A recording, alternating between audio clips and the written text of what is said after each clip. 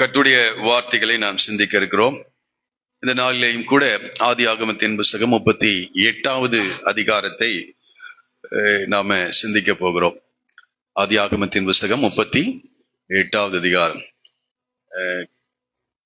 கர்த்தருக்கு எல்லாம் சித்தம் தான், நமக்கு தான் பிரச்சனை. என்னன்னா, அடுத்த வாரத்துல இருந்து கொஞ்சம் வாலிப பிள்ளைங்க, பெரியவங்க எல்லாரும் ஒரு நோட் புக், ஒரு பேனா கொண்டு வாங்க. கொஞ்சம் அதை எழுதிட்டு போங்க. நம்ம இங்க சிந்திக்கிறத என்ன செய்யுங்க, எழுதலாம். ஆமா, நம்ம எல்லாம் கேட்டு எவ்வளவு தூரம் நம்முடைய இருதயத்துல இருக்குன்னு தெரியல. ஆமா, அடுத்த வாரம் வரும்போது உங்களை உற்சாகப்படுத்த விரும்புகிறேன். நீங்க கொண்டு வாங்க. ஆமா, வேதத்தையும் பாடிங்க, என்ன செய்யுங்க, எழுதவும் செய்யுங்கள். அது உங்களுக்கு பிரயோஜனத்தை தரும் என்று நான் நம்புகிறேன். ஆமா, ஸ்கூலுக்கு போகும்போது என்ன எடுத்துட்டு போறோம்? எல்லாம் நோட் புக் எல்லாம் எடுத்துட்டு போறோம். நான் நம்புகிற காரியம், இந்த வேதத்தை படிக்க ஆரம்பிச்சது நான் புரிந்து கொண்ட காரியம், உலகத்தில் இருக்கிற எல்லா அறிவை காட்டிலும் என் தேவனை அறிகிற அறிவு ரொம்ப உயர்ந்தது. யாருக்குமே புரியலையாட்டிருக்கு. உலகத்தில் இருக்கிற எல்லா அறிவை காட்டிலும் தேவனை அறிகிற அறிவு, அது ரொம்ப பெரிய காரியம். அதனால இந்த ஜீவனுக்கும் இனி வரும் ஜீவனுக்குள்ள எல்லா ஆசீர்வாதத்தையும் கற்றுக் கொடுக்கிறார். ஆமென், ஹல்லேலூயா. அவை தேவனை அறிந்து கொள்ள வசனத்துல என்ன இருக்குது? சும்மா இதெல்லாம் எழுதி வைக்கல தேவனுடைய பிள்ளைகள்.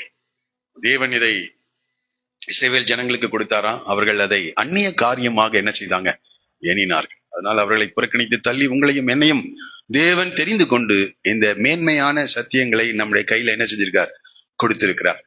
நான் படிக்க படிக்க இதை கற்ற என் கண்களை திறக்க திறக்க ரொம்ப சந்தோஷமா இருக்கு. இவ்வளவு சத்தியங்களை, உண்மைகளை இதுல ஆண்டவர் வைத்திருக்கிறார் என்பதை நான் ஒவ்வொரு முறை இந்த புத்தகங்களை நான் டீச் பண்ணும்போது, பிரசங்கிக்கும் போதும் புதிய புதிய கருத்துக்களை, புதிய புதிய உண்மைகளை கற்றுக் கொடுத்து கொண்டே இருக்கிறார். ஹல்லேலூயா. அதற்காக நான் கர்த்தரை ஸ்தோத்திரிக்கிறேன். இந்த காலை வேளையும் கூட திறந்த இருதயத்தோடு கூட நாம் கர்த்தருடைய வார்த்தையை சிந்திக்க கடந்து செல்வோம். இன்னும் கூட ஒரு சில காரியங்களை சொல்லிவிட்டு இந்த வார்த்தைக்கு நேராக நான் கடந்து செல்ல விரும்புகிறேன். நம்முடைய வாழ்க்கையில அநேக நபர்களை நாம் பார்த்து கொண்டே இருக்கிறோம். ஆமா, பிறந்த நாள்ல இருந்து நம்முடைய குடும்பத்தில் இருக்கிறவங்களை நாம என்ன செய்யறோம், பார்த்து வருகிறோம். நம்முடைய உறவுகளுடைய வாழ்க்கையை என்ன செஞ்சுட்டே இருக்கோம், நம்முடைய பெற்றோருடைய வாழ்க்கையை பார்க்கிறோம். நம்முடைய உறவுகள், சொந்த பந்தங்களுடைய வாழ்க்கையை பார்த்து கொண்டே இருக்கிறோம். அவருடைய வாழ்க்கையில நடைபெறுகிற சம்பவங்களை நாம் பார்த்து கொண்டிருக்கிறோம். சில காரியங்களை அவர்களிடத்திலிருந்து நாம் கற்றுக்கொள்ளுகிறவர்களா இருக்கிறோம். புரியுதுங்களா? சில என்றால் அவர்களுடைய அனுபவங்கள், 50 வருடம் 70 வருடம் 80 வருடம் வாழ்ந்த அந்த வாழ்க்கையிலிருந்து சில காரியங்களை கற்றுக்கொள்ளுகிறோம். அவருடைய குற்றங்களிலிருந்து அல்லது அவருடைய தவறுகளிலிருந்து பாடங்களையும் கூட நம்ம சில காரியங்களை படித்துக் கொள்கிறோம். சில காரியங்களை அவர்களுடைய வாழ்க்கையில அவங்க வெளிப்படுத்த மாட்டாங்க. தாங்கள் செய்த தவறுகளை அவர்கள் என்ன செய்ய மாட்டாங்க, சொல்ல மாட்டாங்க. அதனால நமக்கு தெரியாது, சம்பவங்கள் நடக்கிறது மட்டும்தான் நமக்கு தெரியும். ஆனால் இந்த வேதத்தை நான் படித்து பார்த்த போது, இது பரிசுத்த வேதாகமம், மனிதர்களுடைய வாழ்க்கையை இருந்த வண்ணமாக அப்படியே என்ன செஞ்சிருக்காங்க, எழுதி வைத்திருக்கிறார்கள். ஆமா, எந்த ஒரு மூடி மறைக்கலாம் இல்லை. ஆமா, ஆதாமை குறித்து, ஏவாளை குறித்து சொன்னா இருந்தது என்ன ஃபேக்ட் நடந்ததோ அப்படியே என்ன செய்திருக்காங்க, எழுதி வைத்திருக்காங்க. ஆபிரகாமை குறித்து நடந்தவைகளை அப்படியே, ஏறக்குறைய பழைய ஏற்பாட்டிலே 4000 வருட சரித்திரத்தை, மனிதனுடைய வாழ்க்கையிலே அவருடைய வெற்றிகளை, தோல்விகளை அப்படியே எழுதி வைத்திருக்கிறார்கள்.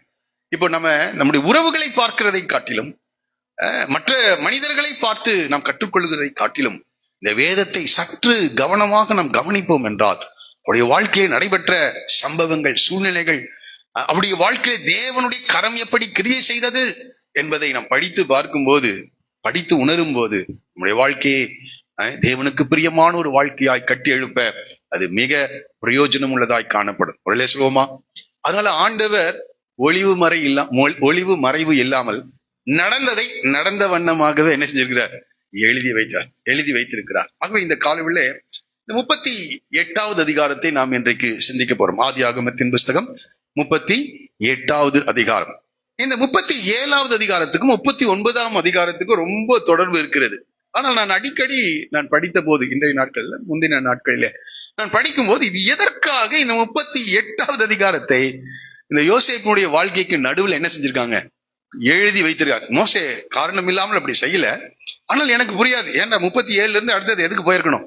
யோசேப்பு எகிப்துக்கு போன பிறகு நடைபெற்ற சம்பவங்களை சொல்லி கடந்து சென்றிருக்கலாமே. ஏன் இந்த 38வது அதிகாரத்துல யூதாவுடைய வாழ்க்கையை குறித்து ஏன் இங்கே அது ஒரு இடைச்செருகளை போல இருக்கிறது போல நான் பார்த்தேன். இடைச்செருகள்னா புரியுதா? நடுவுல நுழைச்சு விட்டுருக்கிற மாதிரி. ஆனா நடுவுல எல்லாம் நுழைக்கல, கரெக்டா தான் நடந்திருக்கு. ஒரு சொல்லுவோமா? ஆமா. ஆகவே இன்றைக்கு யூதாவுடைய வாழ்க்கையை குறித்து உங்களோடு கூட நான் பகிர்ந்து கொள்ளும்படி விரும்புகிறேன். இந்த யூதா யார் தெரியுமா? ரூபன், சிமியோன், லேவி, யூதா. 4வது மகன். யாருக்கு? யாக்கோபுக்கு 4வது மகன். 4வது மகனாக அவன் பிறந்திருந்தாலும் யாக்கோபு தன்னுடைய இறுதி நாட்களிலே இந்த யூதாவை பார்த்து சொல்கிறார், சகோதரில் விசேஷித்தவன் யாரா? யூதா. 12 பிள்ளைகள் யாக்கோபுக்கு இருந்தாங்க. ஆனால் இந்த யாக்கோபு இந்த யூதாவை பார்த்து சொல்கிறார், சகோதரில் விசேஷித்தவன் ஆமா என்று சொல்லுகிறார். ஆமா, சமாதான கர்த்தர் இந்த யூதாவை சந்ததியில் என்ன செய்வார்? வருவார் என்று சொல்லுகிறார். ஒரு பெரிய ஆசீர்வாதத்துக்குரியவனாக அவன் காணப்படுகிறான். அவன் மேல ஒரு பெரிய தெய்வீக திட்டத்தை நாம் பார்க்கிறோம். ஆனால் இவருடைய வாழ்க்கையில நடைபெற்ற சம்பவங்கள், இந்த 38வது அதிகாரத்துல நடைபெற்ற சம்பவங்களை பார்க்கும்போது வேதனைக்குரிய ஒரு சம்பவங்கள் இவருடைய வாழ்க்கையில நடைபெற்றிருக்கிறதை நாம் பார்க்க முடிகிறது. சரி, எதற்காக இந்த 38வது அதிகாரத்தை இந்த மோசே எழுதி வைத்திருக்கிறார் என்றால் ஒரே ஒரு காரியம்தான். ஆதியாகமம், மன்னிக்கணும், புதிய ஏற்பாட்டுல முதல் புஸ்தகமாகிய மத்தேயு சுவிசேஷத்துல முதல் 3 வசனத்தை நீங்கள் புரிந்து கொள்ள வேண்டும் என்றால், இயேசு கிறிஸ்துவின் வம்ச வரலாற்றை நீங்கள் அறிந்து கொள்ள வேண்டும் என்றால், இந்த 38வது அதிகாரம் மிக முக்கியமான ஒரு அதிகாரமாக காணப்படுகிறது. வாசிக்கலாம். ஆபிரகாமின் குமாரனாகிய தாவீதின் குமாரனான இயேசு கிறிஸ்துவின் வம்ச வரலாறு. அப்போ இயேசு கிறிஸ்துவின் வம்ச வரலாறு பாருங்க. ஆபிரகாமின் வம்ச வரலாறு, ஈசாக்கின் வம்ச வரலாறு, அடுத்தது யாரு? யாக்கோபின் வம்ச வரலாறு, ஏசா, இப்படி எல்லா வம்ச வரலாறுகளையும் படிக்கிறோம்.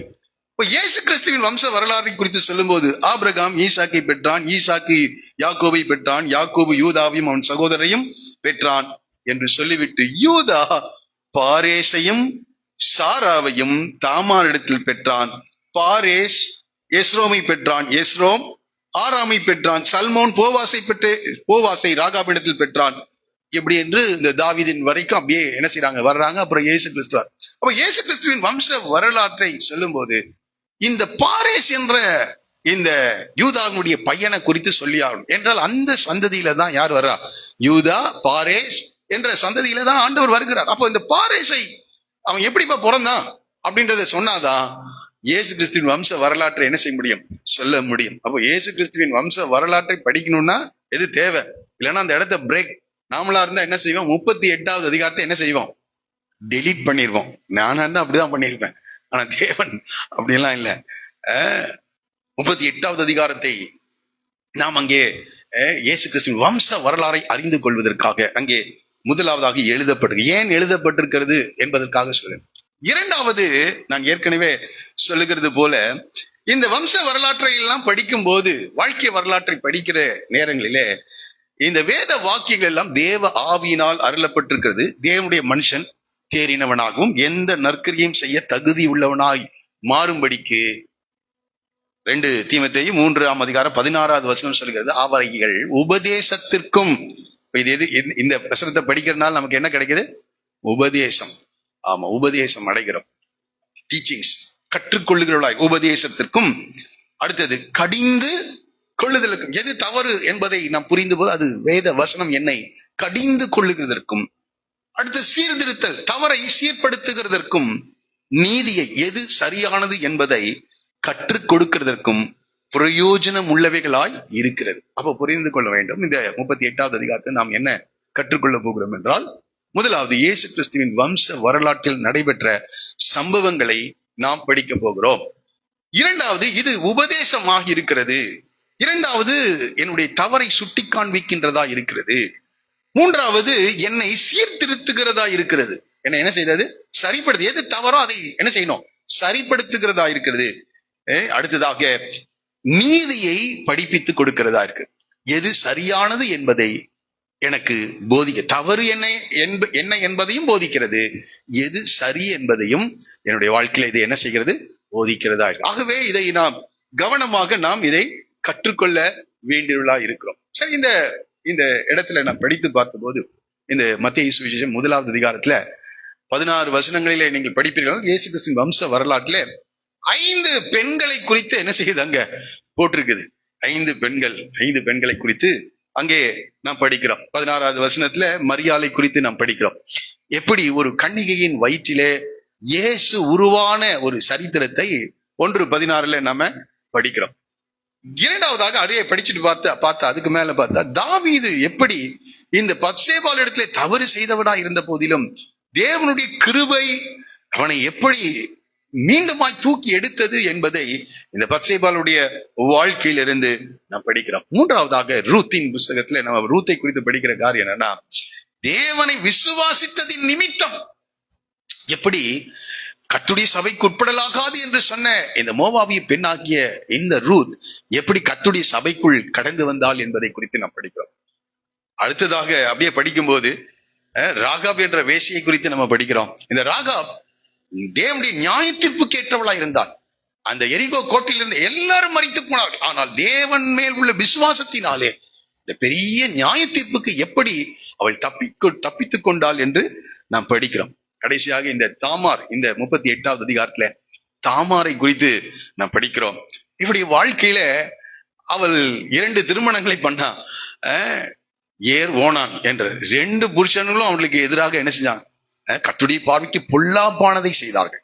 அதுல ஓனான் என்கிற மனிதன் ரொம்ப சுயநலமான ஒரு வாழ்க்கை வாழ்ந்தான், துரோகம் இழைத்தான். அவங்க மாமனாரு யாரு? யூதா. அவனுக்கு அநீதி இழைத்தான். இவைகளுக்கு மத்தியிலே அவ எப்படி அன்றைய சந்ததியில வந்தான்னு தெரியல. 2 புருஷன், 2 பேர் கல்யாணம் பண்ணி என்ன செஞ்சானுங்க? துரோகம் பண்ணாங்க. ஒரு மாமனார் வந்தாரு, அவரும் அவளுக்கு விரோதமாக செயல்பட்டார். ஆனால் அவருடைய வாழ்க்கையில தேவன் செயல்பட்டார். இயேசு கிறிஸ்துவினுடைய சந்ததியை பெற்றெடுக்க, பாரேசை பெற்றெடுக்க கர்த்தர் அவளுக்கு அனுக்கிரகம் செய்தார். இந்த ரூத்தின் புஸ்தகத்துல எழுதும் போது பாரேசின் வம்ச வரலாறு என்று எழுதியிருக்காங்க. எடுத்து பாருங்களேன், வாசிக்கலாமா? ரூத்தின் புஸ்தகம் 4வது அதிகாரம் எடுத்துட்டீங்களா? 18வது வசனம். பேரேசுடைய சந்ததியின் வம்ச வரலாறு. பேரேஸ் எஸ்ரோமை பெற்றான், எஸ்ரோம் ராமை பெற்றான், ராம் அம்மினதாபை பெற்றான், அம்மினதாப் நகசோனை பெற்றான், நகசோன் சல்மோனை பெற்றான், சல்மோன் போவாசை பெற்றான், போவாஸ் ஓபேத்தை பெற்றான், ஓபேத் ஈசாயை பெற்றான், ஈசாய் தாவீதை. அப்போ இங்க யாருடைய பேர் வருது? பேரேஸ் என்று. பாரேசை தான் இங்கே பேரேஸ் என்று சொல்கிறார். அப்போ இவனுடைய வம்ச வரலாற்றை என்ன செஞ்சிருக்காங்க? சரித்திரம் பதிவு செய்து. இந்த பாரேசை, இந்த தாமார், ஆமா, எல்லாம் எதிர்ப்புங்க, எல்லாம் அநீதி. இந்த உலகம் அப்படிதான் இருக்கின்றது, அவைக்குரிய குடும்பங்களிலும் அப்படி இருக்கிறது. ஆனால் எங்கிருந்து வந்தானே தெரியல, அட்ரஸே இல்லைங்க. நான் சர்ச் பண்ணி பார்த்தேன், அவளுடைய பின்னணியை என்ன செய்ய முடியல, ஆராய முடியல. ஆனால் எங்கிருந்து வந்தான்னு தெரியல. இயேசு கிறிஸ்துவின் வம்ச வரலாற்றிலே கர்த்தர் அவளை ஒரு முக்கியமான ஒரு இடத்துல என்ன செய்கிறார்? வைக்கிறார். இந்த யூதாவை காட்டில், யூதாவே சொல்றாரு, அவள் என்னை பார்க்கிலும் நீதி உள்ளவளா இருக்கிறார்.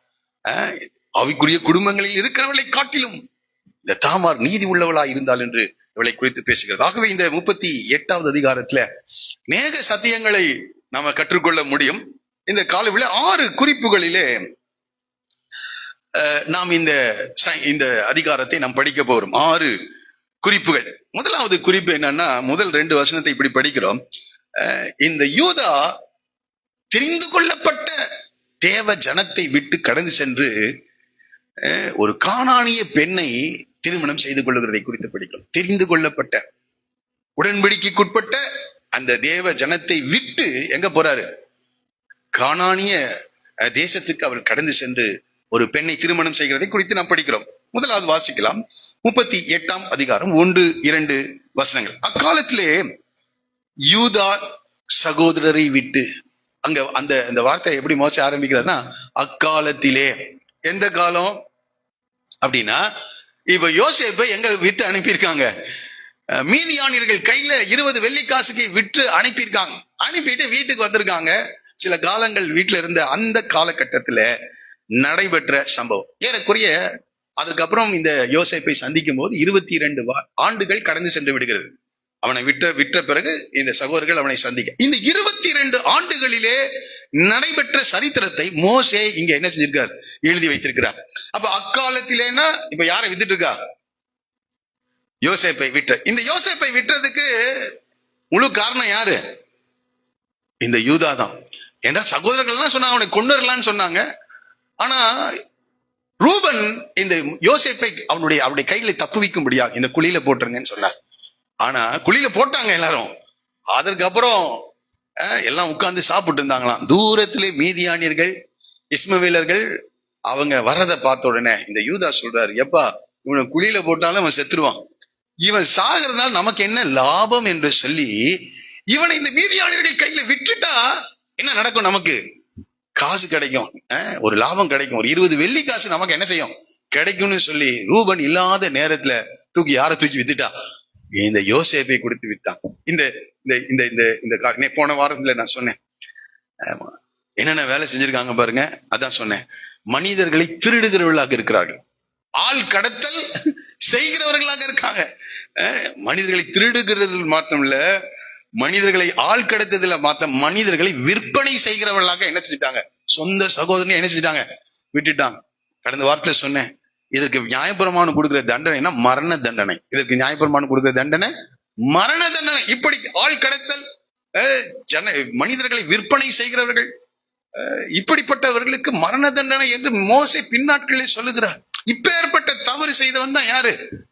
இந்த யூதா. இப்ப இவருக்கு என்ன கொடுக்கணும்?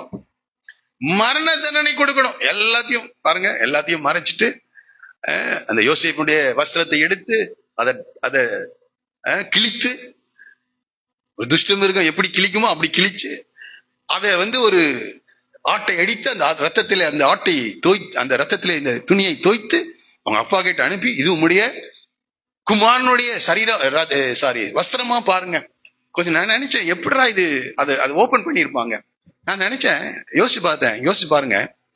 இப்போ யோசேப்பை அனுப்பிட்டாரு, இவங்க ஒன்னும் சொல்லல, இவங்க ஆடுகளை மேய்த்து கொண்டே இருக்காங்க. இப்போ யாக்கோபுக்கு தெரியும், சீக்கிரம் என்ற இடத்துக்கு போன பிறகு அவர் திரும்பி வருவதற்கு ஒரு 10 நாட்களுக்குள்ள என்ன செஞ்சிடலாம், அவர் வந்துடலாம். ஒரு 3 நாள் பிரயாணம். நான் சொன்னேன் 120 மைல், 120 கிலோமீட்டர் என்று சொன்னேன். 2 நாள் அவர் பிரயாணப்படணும், வர்றதுக்கு 2 நாள், அவங்களோட 2 நாள் தங்கி இருக்கலாம். ஒரு வாரத்துல அவர் என்ன செய்யலாம், அந்த சகோதரருடைய சுக செய்தியை கேட்டு விட்டு வந்திருக்கலாம். ஆனா இந்த சூழ்நிலை எப்படி இருந்திருக்கும்னா, என்னுடைய கற்பனை, ஒரு 7 நாள் ஆகுது, என்ன யோசேப்பு இன்னும் காண அப்படின்னு யோசிச்சிருப்பாரு. 10 நாள் ஆகுது, 15 நாள் ஆகுது, 20 நாள். இவங்க ரொம்ப அப்படியே டிலே பண்ணிருப்பாங்க. அதற்கப்புறம் வேற ஒரு ஆளை அனுப்பியிருப்பாங்க. யோசேப்பும் வரல, அவங்க செய்தியும் என்ன செய்யல, நமக்கு வரவில்லை. அப்போ உடனே அதுக்கப்புறம் இவங்க என்ன செஞ்சிருக்கலாம், மெதுவாக வந்திருக்கிறாங்க. அப்போ ஒரு மனநிலை யாருக்கு வந்திருக்கும்? இந்த யாக்கோபுக்கு வந்திருக்கும். யோசேப்புக்கு ஏதோ சம்பவித்தது. அதுக்கப்புறம் தான் எதை கொண்டு போய் கொடுக்குறானுங்க, இது நாங்க கண்டெடுத்தோம், இது உங்களுடைய யோசேப்புடைய வஸ்திரமா, கொஞ்சம் பாருங்க. உடனே அவர் ஒரு முடிவுக்கு வந்துட்டார். அந்த வஸ்திரத்தை பார்த்தோன்னே, யோசேப்பு துஷ்ட மிருகத்தினால் என்ன செய்யலாம், சாகடிக்கப்பட்டிருக்கிறான் என்று சொல்லி, யோசேப்பு மரித்து விட்டான் என்று சொல்லி யாக்கோபு என்ன செஞ்சிட்டு இருக்கிறாருங்க, அழுது கொண்டிருக்கிறார். அவருடைய ஆவி செத்து போயிடுச்சு. அவர் சொல்றார், ஆவி செத்து போயிடுச்சு. எல்லாரும் ஆறுதல் சொல்ல வந்து நிற்கிறாங்க. அவர் ஆறுதலுக்கு என்ன செய்யலையா, இடம் கொடுக்கவில்லை. தன்னுடைய குமாரனாகி யோசேப்புக்காக துக்கப்பட்டு கொண்டிருக்கிறார். 22 ஆண்டுகள் துக்கப்பட்டு கொண்டே அழுது கொண்டே இருக்கிறார். அந்த மனிதனுடைய அந்த சந்தோஷம் எல்லாம் போயிடுச்சு, மகிழ்ச்சி எல்லாம் போயிடுச்சு, நம்பிக்கை எல்லாம் போயிடுச்சு. எல்லாமே ஒரு முடிவாச்சு. எப்போதும் அவன் துக்கித்துக் கொண்டே இருக்கிறான். இவங்க 22 ஆண்டுகள் என்ன செஞ்சிட்டு இருக்காங்க, பாவத்தை மூடி மறைத்து என்ன செய்யலாம், பாதுகாத்து வைத்திருக்கிறார்கள். தன் பாவங்களை மறைக்கிறவன் வாழ்வடையுமா, மறைத்து வைத்திருக்காங்க. அப்புறம் எப்படிங்க வாழ்வடைகிறது? இந்த காலவெளியில இந்த இடத்துல அதான் நம்ம படிக்கிறோம். பாவத்தை மூடி மறைத்து வைத்திருக்கிறான். அந்த ஆள் அழுதுட்டு இருக்கிறார். பார்க்கும் போதெல்லாம் இவனுக்கு தெரியும், ரூபனுக்கு தெரியும், யூதாவுக்கு தெரியும், என்ன செய்தோம் என்று தெரியும். அவர் அழுது கொண்டிருக்கும் போது இவங்க மூடி மறைத்து வைத்துக் கொண்டிருக்கிறார். அவர்களுக்கு போய் ஆறுதல் சொல்லுகிறார்கள். வஞ்சனையாக எவ்வளவு ஏமாற்றுகிறார்கள் தன்னுடைய தகப்பனை. யோசிச்சு பாருங்க, அழுது கொண்டிருக்கிறார், இவர்கள் மூடி வைத்துக் கொண்டிருக்கிறார்கள். பாவம். அதனாலதான் இந்த மோசையா இந்த அதிகாரத்தை ஆரம்பிக்குது. அக்காலத்திலே எப்படிங்க, இந்த 22 ஆண்டுகள் அந்த மனிதன் அழுது கொண்டிருக்கிறான். யோசேப்பு அங்கே சிறையாக விற்கப்பட்டிருக்கிறான். போத்திபார் வீட்டுல அவன் வேலை செஞ்சுட்டு இருக்கிறான், சிறைச்சாலைக்கு போறான். அந்த நாட்களிலே சும்மா விட்டுருவாரு ஆண்டவரே?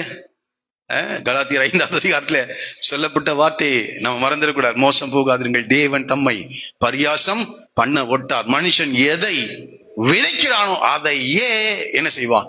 அறுப்பான். அக்காலத்திலே இந்த சூழ்நிலைகள் எல்லாம் தேவன் பார்க்கிறார். இந்த வேதத்துல ஆண்டவரை நேரடியாக பார்க்க முடியாது. ஆனா ஆண்டவருடைய செயல்களை என்ன செய்ய முடியும்? அதனாலதான் நம்முடைய ஆராதனை ஸ்தலத்துல எந்த ஒரு விக்கிரகத்தையும் என்ன செய்யல, வைக்கிறது இல்ல. இங்க பாருங்க, நேரடியாக ஆண்டவர் இல்லதான் அங்க. ஆனா ஒவ்வொரு சம்பவத்தின் மூலமாகவும் தேவன் தம்முடைய ஜனத்தை என்ன செஞ்சுட்டே இருக்கார்? நடத்திட்டே இருக்கார். ஆளுகை செய்து கொண்டே இருக்கிறார்.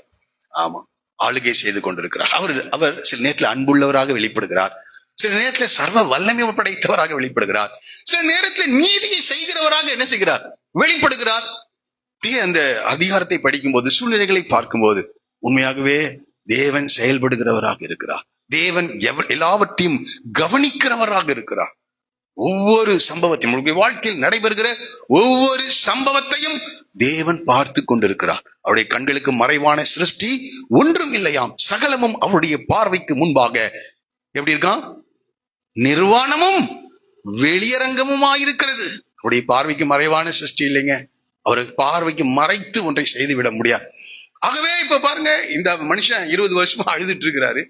அவன் அங்க 20 வருஷமா என்ன செய்யறான்? அடிமையாக சிறைச்சாலையிலும் போத்திபார் வீட்டிலும் வேலை செய்து கொண்டிருக்கிறான். இவர்கள் 20 வருடமாக இந்த தவறை மூடி மறைத்து பாதுகாத்து வருகிறார்கள். அந்த நாட்களிலே சம்பவித்த ஒரு காரியத்தை தான் நாம் படிக்கிறோம். சரி இருக்கட்டும். முதலாவதாக அக்காலத்திலே யூதா தன் சகோதரரை விட்டு அதுல்லாம் ஊரானாகி ஈரா என்னும் ஒரு மனிதனிடத்திற்கு போய் சேர்ந்தான். இவன் பாருங்க, சகோதரரை விட்டு இவனால அந்த வீட்டுல இருக்க முடியல. ஒரு பெரிய ஆசீர்வாதத்துக்கு எதுவாக தேவன் இவனை தெரிந்தெடுத்திருக்கின்றார். ஆமா, இந்த யூதாவுடைய வாழ்க்கையில, அந்த சரித்திரத்துல ராஜாக்கள் தோன்ற வேண்டும், அந்த தேசங்களை சந்ததிகளை ஆளுகை செய்ய வேண்டும், அதற்கு பிறகு இயேசு கிறிஸ்து வெளிப்பட வேண்டும். ஒரு பெரிய திட்டம், மறைமுக திட்டம் இவனுடைய வாழ்க்கையில காணப்படுகிறது. ஆனா அந்த திட்டத்தை எல்லாம் கொஞ்சம் கூட புரிந்து கொள்ளல. சகோதரரை விட்டு எங்க போறானா? ஈரா என்னும் ஒரு மனிதனிடத்திற்கு போய் சேர்ந்தான். விட்டு போனான் என்று சொல்லப்பட்டது. விட்டு போ. அதனாலதான் பரிசுத்தவான்கள் சபை கூடுகிறதை விட்டு விடாதிருங்கள் என்று சொல்லப்பட்டது. சபை கூடுதல், அதான் பரிசுத்தவானுடைய ஐக்கியம் தேவை. ஒருவன் விட்டு போகிறான் என்றாலே அவனுடைய வீழ்ச்சிக்கான காரணம். அதனாலதான் எபிரேயர்ல அப்படி சபை கூடுதல் வருதலை சிலர் விட்டு விடுகிறதை போல நீங்கள் என்ன செய்யாதீங்க? விட்டு விடாதீங்க. இந்த அறிக்கை நமக்கு தேவை. ஆனா இவன் என்ன செய்யறான்? விட்டு போகிறான். சரி, அவன் சொல்லுகிறான் எங்கே போகிறான் என்றால், அதுல்லாம் ஊரானாகி ஈரா என்னும் ஒரு மனிதனிடத்திற்கு போய் சேர்ந்தான். இந்த அதுல்லாம் ஊரானாகி ஈரா யார்? ஏன் விட்டு போனா அப்படின்னா, 12வது வசனத்தை பாருங்க.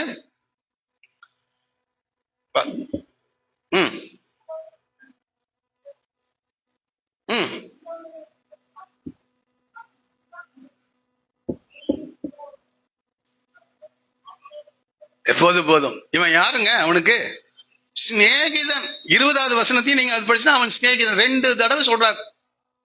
இந்த ஈரா யாரு? இந்த யூதாவுக்கு சிநேகிதன்.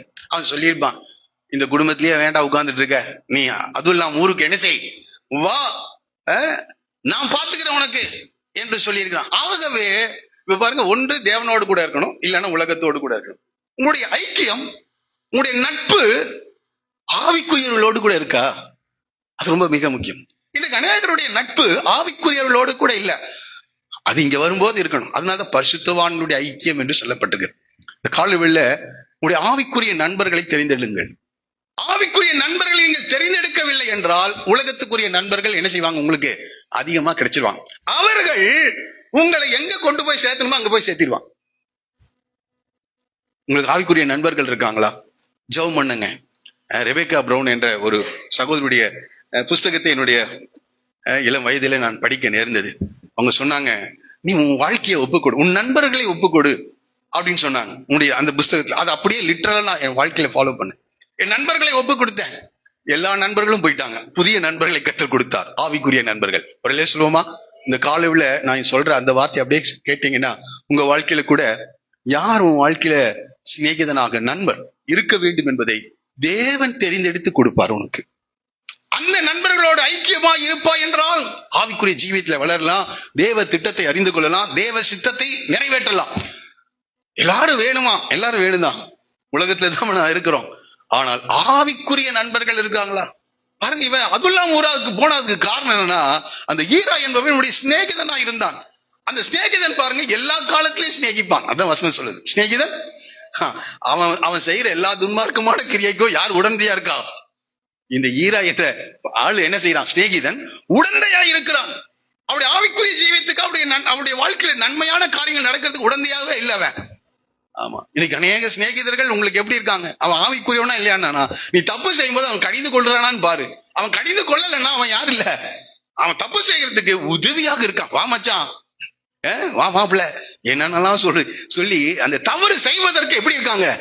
நான் அதெல்லாம் அரேஞ்ச் பண்ணி வைக்கிறேன் மாப்பிள்ள, என்னென்னமோ சொல்றாங்க. உடந்தையாக இருக்கிறான் இந்த ஈரா. இந்த சிநேகிதர்கள்லாம் விட்டுடுங்க. இன்னைக்கு ஆண்டவர்கிட்ட சொல்லுங்க, ஆண்டவரே நல்ல நண்பர்களை தாங்க, நல்ல உறவுகளை நீர் எங்களுக்கு கட்டளையிடுவீராக. கர்த்தருடைய ஜனத்தை விட்டு, அவருடைய தகப்பனை விட்டு, தேவனுடைய திட்டத்தை விட்டு, தேவனுடைய உடன்படிக்கை விட்டு, தேவனுடைய வாக்குத்தத்தங்களை விட்டு அதுல்லாம் ஊருக்கு என்ன செய்தார்? போனாரு. சரி, 2வது வசனம். அங்கே யூதா சூவா என்னும் பேர் உள்ள ஒரு கானானுடைய குமாரத்தியை கண்டு. பாத்தீங்களா? அப்படியே கரெக்டா போகும்போது யார பாக்குறா? கானானிய பெண்ணை அவன் என்ன செய்கிறான்? கண்டு. இதெல்லாம் தற்செயலாய் நடக்கிறது அல்ல. அதான் நான் சொல்றேன், நீங்க தேவ திட்டத்தை விட்டு வழிவிலக்கும் போது சில நபர்களை நீங்கள் பார்ப்பீர்கள். கண்டு. அவங்க யாரு? கானானிய ஸ்திரீ. இந்த குடும்பத்துக்கும் கானானியர்களுக்கும் சம்பந்தமே இல்ல. ஆபிரகாம் ஒரு தேவ மனிதனாக இருந்தான். அவன் சொல்றான், இந்த தேசத்து பெண்கள்ல எனக்கு என்ன கூடாது? பெண் எடுக்க கூடாது. ஆகவே என் இனத்தார் இடத்திற்கு என்ன செய், நீ போ என்று சொல்லி தன்னுடைய ஊழியக்காரனை அனுப்புகிறான். இவன் 4வது தலைமுறைங்க. இந்த யூதா எத்தனாவது தலைமுறை? 4வது தலைமுறை. ஆபிரகாம், அடுத்தது ஈசாக்கு, அடுத்தது யாக்கோபு, அடுத்தது யார் வரா? யூதா. அந்த கடந்த கால சரித்திரம் இவர்களுக்கு நன்றாய் தெரியும். ஆபிரகாம் என்ன செய்தார்? ஈசாக்குக்கு, சரி, ஈசாக்குக்கு 2 பிள்ளைகள் பிறந்தார்கள். ஒருத்தன் யாக்கோபு, ஒருத்தன் ஏசா. ஏசா என்ன செய்தான்? அத்தேசத்து கானானிய ஸ்திரீகளிலே என்ன செய்தான்? 2 பெண்ணை கல்யாணம் பண்ணான். அது தெரியும். இவனுக்கு யாரு? அவங்க பெரியப்பாவுடைய வாழ்க்கையில என்ன நடந்தது எல்லாம் தெரியும். பெரியப்பாவா தாத்தாவா? பெரியப்பா தான் நினைக்கிறேன். பெரியப்பாவுடைய வாழ்க்கையில என்ன நடந்தது? ஆமா, ஈசாக்கை விட்டே போயிட்டாரு. வாக்குத்தத்தத்தை விட்டே என்ன செய்தாரு? அவர் ஏசா போயிட்டாரு. ஆனா யாக்கோபை ஈசாக்கு சொல்றாரு, இந்த தேசத்துல எடுத்துறாதப்பா, என் இனத்தார் இடத்துக்கு போ என்று சொல்லி அவனை அனுப்பினாரு. அப்பதான் எங்க அம்மா கிடைச்சாங்க, லேயாலு. எல்லாம் நல்லா தெரியும். இப்ப இவன் வளர்ந்து வருகிறான். இப்போ சொல்றாங்க, இந்த சம்பவம் நடக்கும்போது இந்த யூதாவுக்கு சரியாக 20 வயது. எத்தனை வயது? 20ஸ்ல இருக்காங்க. 20 வயது, வாலிப வயது. அப்ப நண்பர்கள் தான் யாரு அவங்களுக்கு? அப்பா அம்மா எல்லாம் கிடையாது. யாருதான்? நண்பர்கள் தான் அவர்களுக்கு. இந்த காலவேளை இந்த வார்த்தையை கேட்கிற உன்னை பார்த்து சொல்கிறேன், என் வாலிப வயது, அப்பா அம்மாவை விட நீ நண்பர்களை நேசிக்கிறையா? இன்னைக்கு அநேகர் அப்படிதான் இருக்காங்க. நண்பர்கள் தாங்க எல்லாம் அவங்களுக்கு, உலகமே அதுதான் அப்படின்னு நினைச்சிட்டு இருக்காதீங்க. நண்பர்கள்லாம் ஒரு நாள் கைவிடுவாங்க, தவறாக உன்னை வழி நடத்துவாங்க. இயேசுவை நண்பனாக வைத்துக் கொள்ளுங்கள். அவர் மிகச்சரியாக உன்னுடைய வாழ்க்கை என்ன செய்வார்? நடத்துகிறவரா இருக்கிறார். சரி பாருங்க, இவன் போனானா எல்லா கடந்த கால சரித்திரம் அவளுக்கு நன்றாக தெரியும். இந்த கண்டு அப்படின்றதுக்கு நிறைய, அதையவே ஒரு பிரசங்கத்தையா பண்ணிடலாம்னு நினைக்கிறேன்.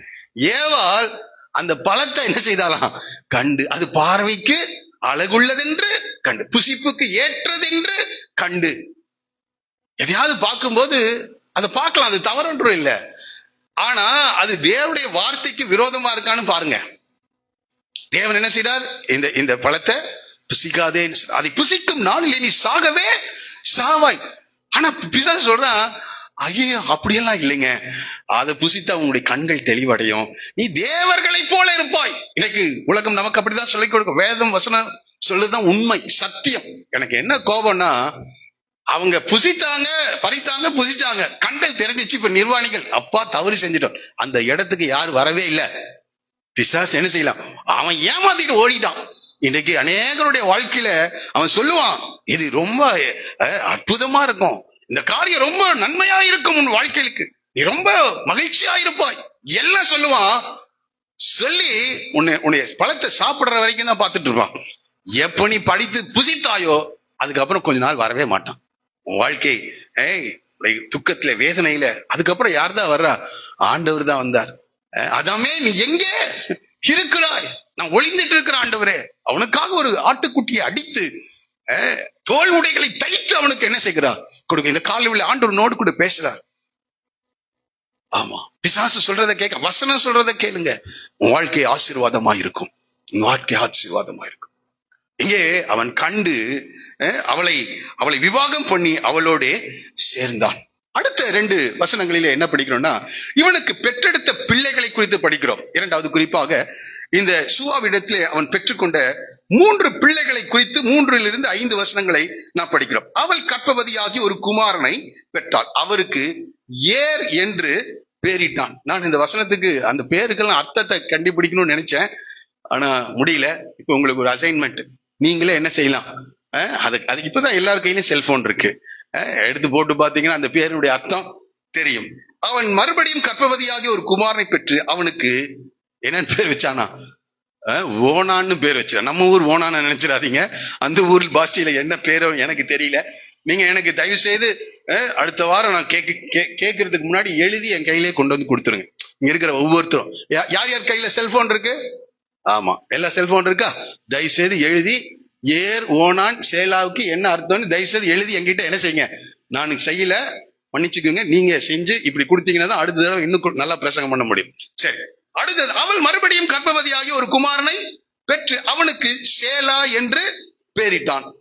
அவள் இவனை பெறுகிற போது அவன் கெசிபிலே இருந்தான் என்று. அப்ப 3 பிள்ளைகள் என்ன செய்யறாங்க, இந்த திருமண உறவின் மூலமாக யாருக்கு கிடைக்குது, இந்த யூதாவுக்கு கிடைக்குது. நான் இவர் என்ன நினைச்சிருப்பார், நல்ல வேலைங்க, எங்க இருந்து வந்துட்டேன், எங்க அப்பா விட்டு வந்துட்டேன், என் நண்பர் இருக்கான் பாருங்க, அவன் பேர் என்ன, அதுல்லா மூரானாகிய ஈராவா, ஈரா, அவன் பாருங்க, அவனால என்ன ஆயிடுச்சு, என் வாழ்க்கை கிடைச்சிச்சு, 3 பிள்ளைகள், பெரிய ஆசீர்வாதங்க, எல்லாம் சொல்லிட்டே இருக்கான். இப்ப பாருங்க என்ன நடக்குது, அதான் சொல்றேன் பாருங்க. இந்த கானானிய இந்த பெண்ணுக்கு இவன் எப்படி வளர்ந்திருப்பான், யாக்கோபு என்ன செஞ்சிருப்பார், உட்காரு ஜெபம், பைபிளை வாசி, அடுத்தது என்ன செய்ய, கர்த்தரை தேடி, இன்னைக்கு உபவாச ஜெபம், எதையாவது சொல்லிட்டே இருப்பார். ஆனா கானானியஸ்தருக்கு ஒரு பிரமாணமும் இல்லை. அவங்க மன இஷ்டத்தின்படி என்ன செய்வாங்க, வாழ்வாங்க. எந்த பிரமாணமும் இல்லைங்க, எந்த உபதேசமும் இல்லை. அவங்க லேவியராம் புத்தகத்துல பாத்தீங்கன்னா ஆண்டவர் சொல்ற, இந்த கானானியர்களை போல நீ என்ன செய்யக்கூடாது, நீ விட்டு வந்த எகிப்து தேசத்துல இருக்கிற செயல்களை போல நீ என்ன செய்யக்கூடாது. ஒரு பெரிய லிஸ்டே சொல்ற, இந்த கானானியர்கள் செய்த லிஸ்ட், இவைகள் எல்லாம் நீ செய்யக்கூடாதுன்னு சொல்றார். ஆனா இந்த கானானியர்களுக்கு அது ஒரு தவறாகவே இல்லை. இப்ப கொஞ்சம் யோசிச்சு பாருங்க. இப்ப இவர் யாரு, ஆபிரகாமுடைய சங்கதி, தேவனை பற்றி அறிந்தவர், தேவனுடைய திட்டங்களை பற்றி அறிந்தவர், தேவன் இவர்களுக்கு சில கட்டளைகள், விருத்த சேதனத்தை சொல்லி கொடுத்திருக்கிறாரு, கட்டளைகள் எல்லாம் கொடுத்திருக்காரு. இப்படி கட்டளையின்படி வாழ்ந்தவர். அந்தம்மா யாரு, கட்டளையே இல்லை, அது மன இஷ்டத்தின்படி. எசேக்கியேல்ல படிக்கிறோம், என்ன ஒட்டகம், தாறுமாறாய் ஓடுகிற பெண் ஒட்டகம், அது தாறுமாறாய் ஓடுது. இது எப்படி இருக்குது, இது அடங்கி இருக்கிற ஒட்டகம். இது ரெண்டையும் அதான் சொல்லுவாங்க, எருதியும் இன்னொன்னையும் சேர்த்து விழுந்தா என்ன ஆகும், ஒண்ணும். இப்ப ரெண்டு சேர்ந்து 3 பிள்ளைகளை என்ன செய்கிறார்கள், பெற்றெடுக்கிறார்கள். பாருங்க 6வது வசனத்திலிருந்து நம்ம படிக்கிறோம். 6வது வசனத்துல நம்ம படிக்கிறோம். இதுதான் ரொம்ப மிக முக்கியமான வசனம். இந்த 6வது வசனத்துல தாமார் என்கின்ற ஒரு பெண் இந்த குடும்பத்துக்குள் என்ன செய்யறா, வர்றா. இந்த தாமார் எந்த ஊருன்னு சொல்ல நான் நல்லா பிடிச்சு பார்த்தேன். இந்த தாமார் கானானிய ஸ்திரியா அப்படின்னு எனக்கு தெரியல, ஆனா என்ன சொல்லல அங்க. ஆனா இந்த பெண் இந்த குடும்பத்துக்குள் நுழைகிறா. அப்போ இந்த ஏர் என்ற மனிதன் பையன், முதல் பையன் பெரியவனாக மாறுகிறான். இப்ப யூதாவுக்கு இந்த ஏர் என்ற பையனுக்கு என்ன செஞ்சாகணும், பெண் எடுக்க வேண்டும். ஆகவே இந்த இடத்துல பாருங்க, யூதா தன் மூத்த மகனாகி ஏர் என்பவனுக்கு தாமார் என்னும் பேர் உள்ள ஒரு பெண்ணை கொண்டான். அங்க தாமார்னு தான் வருது, அவளுடைய பின்னணி என்ன செய்யவே இல்லை, சொல்லவே இல்லை. பெண்ணை கொண்டான்.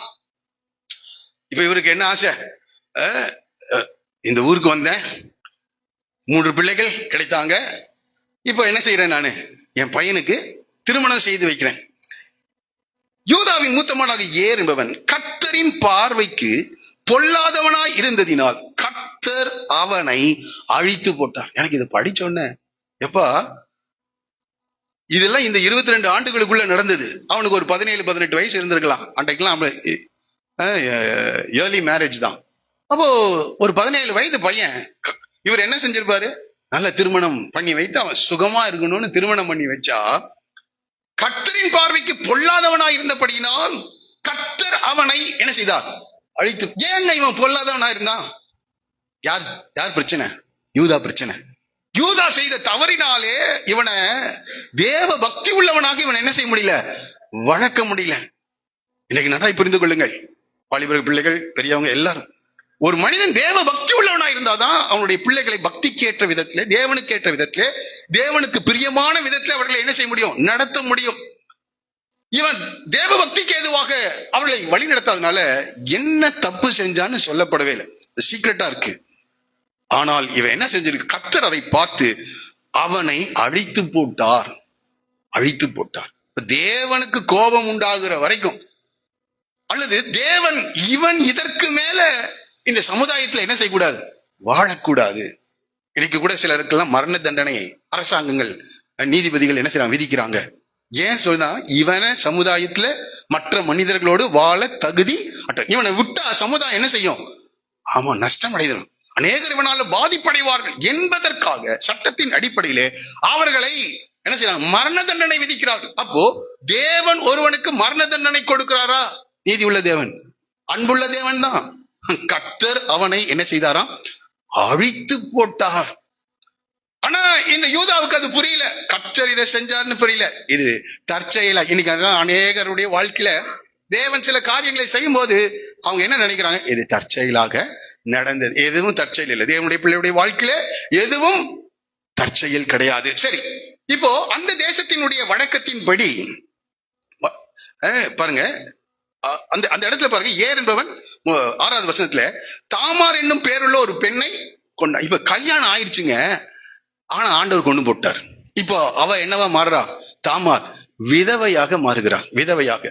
ஆமா, இப்பதான் கல்யாணம், சின்ன வயசு, ஒரு 17-18 இருக்கும், சின்ன வயசு ஒரு பொண்ணு, அவள் விதவையாக மாறுகிறாள். அன்ற நாட்களினுடைய வழக்கத்தின்படி உபாகமத்தின் புஸ்தகம் 25ஆம் அதிகாரம் 5-10 வசனங்கள் வீட்டுல போய் படித்துக் கொள்ளுங்க.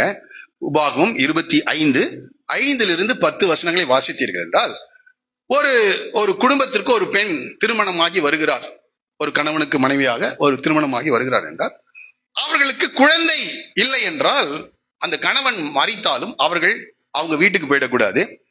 கணவனுடைய சகோதரனை அவர்கள் என்ன செய்யணும்? திருமணம் செய்து கொண்டு குழந்தைகளை பெற்று அந்த இறந்து போன கணவனுக்கு பேர் உண்டாக்கணும். அந்த சந்ததியை என்ன செய்யணும்? உருவாக்க வேண்டும். இது தேவனுடைய திட்டம் மாத்திரமல்ல, தேவனுடைய நியாயப்பிரமாணம் மாத்திரமல்ல, அதற்கு முன்பதாகவே அந்த பகுதியில் இருந்த மக்களுடைய வழக்கமாக காணப்படுகிறது. அந்த ஊர்ல இருக்கிறவங்க எல்லாரும் அப்படிதான் என்ன செய்வாங்க? பின்னாட்களில் ஆண்டவர் சில காரணங்களுக்காக இந்த வழக்கத்தை நியாயப்பிரமாணமாக, சட்டமாகவே என்ன செஞ்சிட்டாரு? மாற்றிவிட்டார். ஆகவே இப்போ இந்த இளம் விதவை, இப்ப பாருங்க, இன்னைக்குதான் என்ன சொல்றாங்க நம்ம ஊர்ல எல்லாம், விதவையின் மறுமணத்தை குறித்து பேசிட்டு இருக்காங்க. விதவைகளுடைய மறுமணத்தை குறித்து ஒவ்வொரு ஆதி ஆகமத்தின் புஸ்தகத்திலேயே விதவையின் மறுமணத்தை குறித்து என்ன செய்யுது? பேசுது. அப்ப பாருங்க, அந்த காலத்துல ஆண்டவருடைய திட்டங்கள், காரியங்கள்ல எவ்வளவு சரியாக இருக்குதுன்னு பாருங்க. இந்த இந்திய தேசத்துல நடைபெற்ற காரியங்கள்லாம் படித்து பார்த்தா, சிறு வயதிலேயே பெண்கள் இளம் வயதிலே விதவைகள் ஆன பிறகு உங்க காலம் முழுவதும் அவர்கள் கஷ்டப்படுகிறதை குறித்து படித்திருக்கிறோம் நாம. ஆனால் ஆண்டவர் அதற்கென்று அப்பவே நினைச்சிருக்கிறார், ஒரு வழியை கர்த்தர் ஏற்படுத்தி வைத்தார். சரி, இருக்கட்டும். அங்கே தாமார் இளம் விதவையாக, கொஞ்சம் யோசிச்சு பாருங்க, வாழ்க்கையினாலே என்னன்னு தெரியாது அவளுக்கு. ஏதோ திருமணம் பெண்ணு கேட்டாங்க, அவங்க பேரண்ட் கொடுத்திருப்பாங்க, இந்த ஏர் என்பவனுக்கு திருமணம் செஞ்சு வச்சுட்டாங்க. இவன் ஒரு வாரத்திலே தெரிஞ்சிருக்கும் தாமாருக்கு இவன் எப்படிப்பட்ட ஆளுன்னு. கர்த்தரின் பார்வைக்கு பொல்லாதவனா இருந்தா மனைவிக்கு எப்படி இருப்பான்? நல்லவனா இருப்பானா? அவன் துரோகம், மனைவிக்கு கூட துரோகம் பண்ணியிருப்பான். அப்புறம்தான் இந்த அம்மாவுக்கு தெரிஞ்சிருக்கும், கண்ணே ஓப்பனா இருக்கும், ஐயோ நம்ம எங்க வந்து சிக்கியிருக்கோம், ஒரு பொல்லாதவன் கையில வந்து என்ன செஞ்சிருக்கோம்? நாபால் என்கிற ஒரு மனிதன் கிட்ட அபிகாயில் போய் சிக்கின மாதிரி இந்த தாமார் எங்க வந்து சித்துக்கிறான். இந்த தாமாரை கூட கர்த்தர் பார்க்கிறார். இந்த ஏர் என்பவனுடைய வாழ்க்கையில வந்து சிக்கிட்டான். இன்றைக்கு கூட அநேக நேரங்கள் இப்படி எல்லாம் நடக்கும். சிக்கிட்டான், வாழ்க்கை ரொம்ப போராட்டமா இருந்திருக்கும். இந்த மனுஷன், இந்த பையன் அவளை கவனிச்சிருக்க மாட்டான். எல்லாவற்றையும் கர்த்தர் பார்த்து அதுக்கப்புறம் அவரே ஒரு நிலைக்கு வந்துட்டார் ஆண்டவர். இதுக்கு மேல இவன் என்ன செய்யக்கூடாது? இருக்கக்கூடாது. பாருங்க, ஆதியாகமம் 6ஆம் அதிகாரத்துல மனுஷனுடைய நினைவுகளின் தோற்றம் எல்லாம் நித்தமும் பொல்லாதது என்று கண்டு ஆண்டவர் சொல்ற, இனி மனுஷன் உயிரோடு இருப்பது சரியில்லை அப்படின்னு சொல்லிட்டு அந்த நோவாவின் குடும்பத்தை தவிர மீதி எல்லாரையும் அழித்தது போல ஆண்டவர் ஒரு நாளை குறிச்சிட்டார். யாருக்கு? இந்த ஏர் என்பவனுக்கு. அப்போ முதல் திருமணத்துல இந்த தாமார் ரொம்ப வேதனைப்பட்டுட்டாங்க. ஆண்டவர் பார்த்து இந்த ஏற அடிக்கிறார். சரி, அடுத்தது இந்த உபாகமம் 25வது அதிகாரத்தின் அடிப்படையில இந்த பெண் என்ன செய்ய முடியாது என்றால் அந்த குடும்பத்துக்குள் வந்து விட்டார். ஆகவே திரும்பவும் அவள் போய் அவள் தன்னுடைய இஷ்டத்தின்படி என்ன செய்ய முடியாது, வாழ முடியாது. ஆகவே அந்த குடும்பத்தில் இருக்கிறார். இப்போ அவனுடைய மாமனாராகிய யூதா என்ன செய்கிறார்? அப்பொழுது யூதா ஓனானை நோக்கி அடுத்த பையனை பார்த்து சொல்றாரு, நீ உன் தமையன் மனைவியை சேர்ந்து அவளை மைத்துனர் சுதந்திரமாய் படைத்து உன் தமையனுக்கு சந்ததியை உண்டாக்கு எல்லாம் சொல்லி யார கல்யாணம் பண்ணியிருக்கா? இந்த ஓனானை தன்னுடைய மருமகளுக்கு கல்யாணம் பண்ணி கொடுத்தான். இப்ப இவன் என்ன செஞ்சிருக்கணும்? என்னால அந்த பெண்ணோட என்ன செய்ய முடியாது, வாழ முடியாதுன்னு சொல்லிட்டு போயிருக்கலாம். அதுக்கு சில சம்பிரதாயங்கள் இருக்குது, அதை செஞ்சுட்டு என்ன செய்ய, அவனை அனுப்பி விட்டுருப்பான். அவன் இவளை திருமணம் செய்து கொள் என்று சொல்ல, சரி செய்து கொள்ளுகிறேன் என்று சொன்னான், செய்து கொண்டான். ஆனால் அடுத்த சொந்த வார்த்தை அவன் உண்டாக்கி என்றான், அந்த சந்ததி தன் சந்ததியாய் இராது என்று ஓனான் அறிந்தபடினாலே அவன் தன் தமையனுடைய மனைவியை சேரும்போது தன் தமையனுக்கு சந்ததி உண்டாகாதபடிக்கு தன் வீட்டை தரையிலே விழ விட்டு கெடுத்தான். அவள் தனக்கு மனைவியாக வேண்டும், அவளோடு கூட உறவு கொள்ள வேண்டும். ஆனால் அந்த உறவின் மூலமாய் வருகிற சந்ததி தன்னுடையதாய் இராது என்று கண்டு அதை தடை செய்கிறான். அதாவது என்ன சொல்ல வரேன்னா, அது தேவைங்க, ஆனா பொறுப்புகளை நான் என்ன செய்ய மாட்டேன், எடுத்துக்கொள்ள மாட்டேன். மனைவி தேவை, ஆனால் பொறுப்புகள் எனக்கு வேண்டாம். என்னால் பொறுப்புகளை சுமக்க முடியாது, அந்த சந்ததி என்னுடையதா இருக்காது. அதுக்கு என்ன செய்யணும்? திருமணத்துக்கு முன்னாடியே என்ன செய்யணும் இதை? ஏன்னா அவங்க அப்பா சொல்றார், இந்த காரியத்தை செய்து உன் தமையனுக்கு சந்ததியை உண்டாக்கி என்று சொல்லுகிறார். இன்றைக்கு கூட இப்படிப்பட்ட மனிதர்கள் இருக்காங்க. மனைவி தேவை, கணவன் தேவை, ஆனால் அவளுக்கு செய்ய வேண்டிய கடமைகள், பொறுப்புகள், இவைகளை செய்யாதவர்களா இருக்காங்க. இரண்டாவது திருமணமும் கொஞ்சம் யோசிச்சு பாருங்க. இதை வெளியே என்ன செய்ய முடியாது, சொல்ல முடியாது. இன்றைய நாட்கள் இருக்கிறது போல அல்ல பெண்கள். இரண்டாவது திருமணம் ஃபெயிலியர். இங்க பாருங்க, அவன் செய்தது கர்த்தரின் பார்வைக்கு பொல்லாததா இருந்ததினால் அவனையும் அவர் என்ன செய்தாராம், அழித்து. இரண்டாவது மரணம் சம்பவிக்குது. இந்த பெண் சின்ன வயசுங்க, ரொம்ப எல்லாம் வயசு இருக்காது, 17 20 இருக்காது அந்த டைம், 17 16 17 இருக்கும். 2 திருமணங்கள் தோல்வியை முடிகிறது. என்ன செஞ்சிருப்பா அவ? அழுதுருப்பா. யார்கிட்ட சொல்லிருக்கு? ஏன்னா குடும்பத்துக்கு என்ன செய்ய முடியாது, போயிட முடியாது. இன்னைக்கு இப்படிப்பட்ட வேதனைகளை எத்தனையோ பேர் வாழ்ந்துட்டு இருக்காங்க. ஆனா எல்லாத்துக்கும் ஆண்டவர் பார்த்துட்டே இருக்கிறார். இப்ப அடுத்த நிகழ்ச்சி நடக்குது, வாசிக்கலாம். அடுத்த வசனத்தை வாசிக்கலாமா?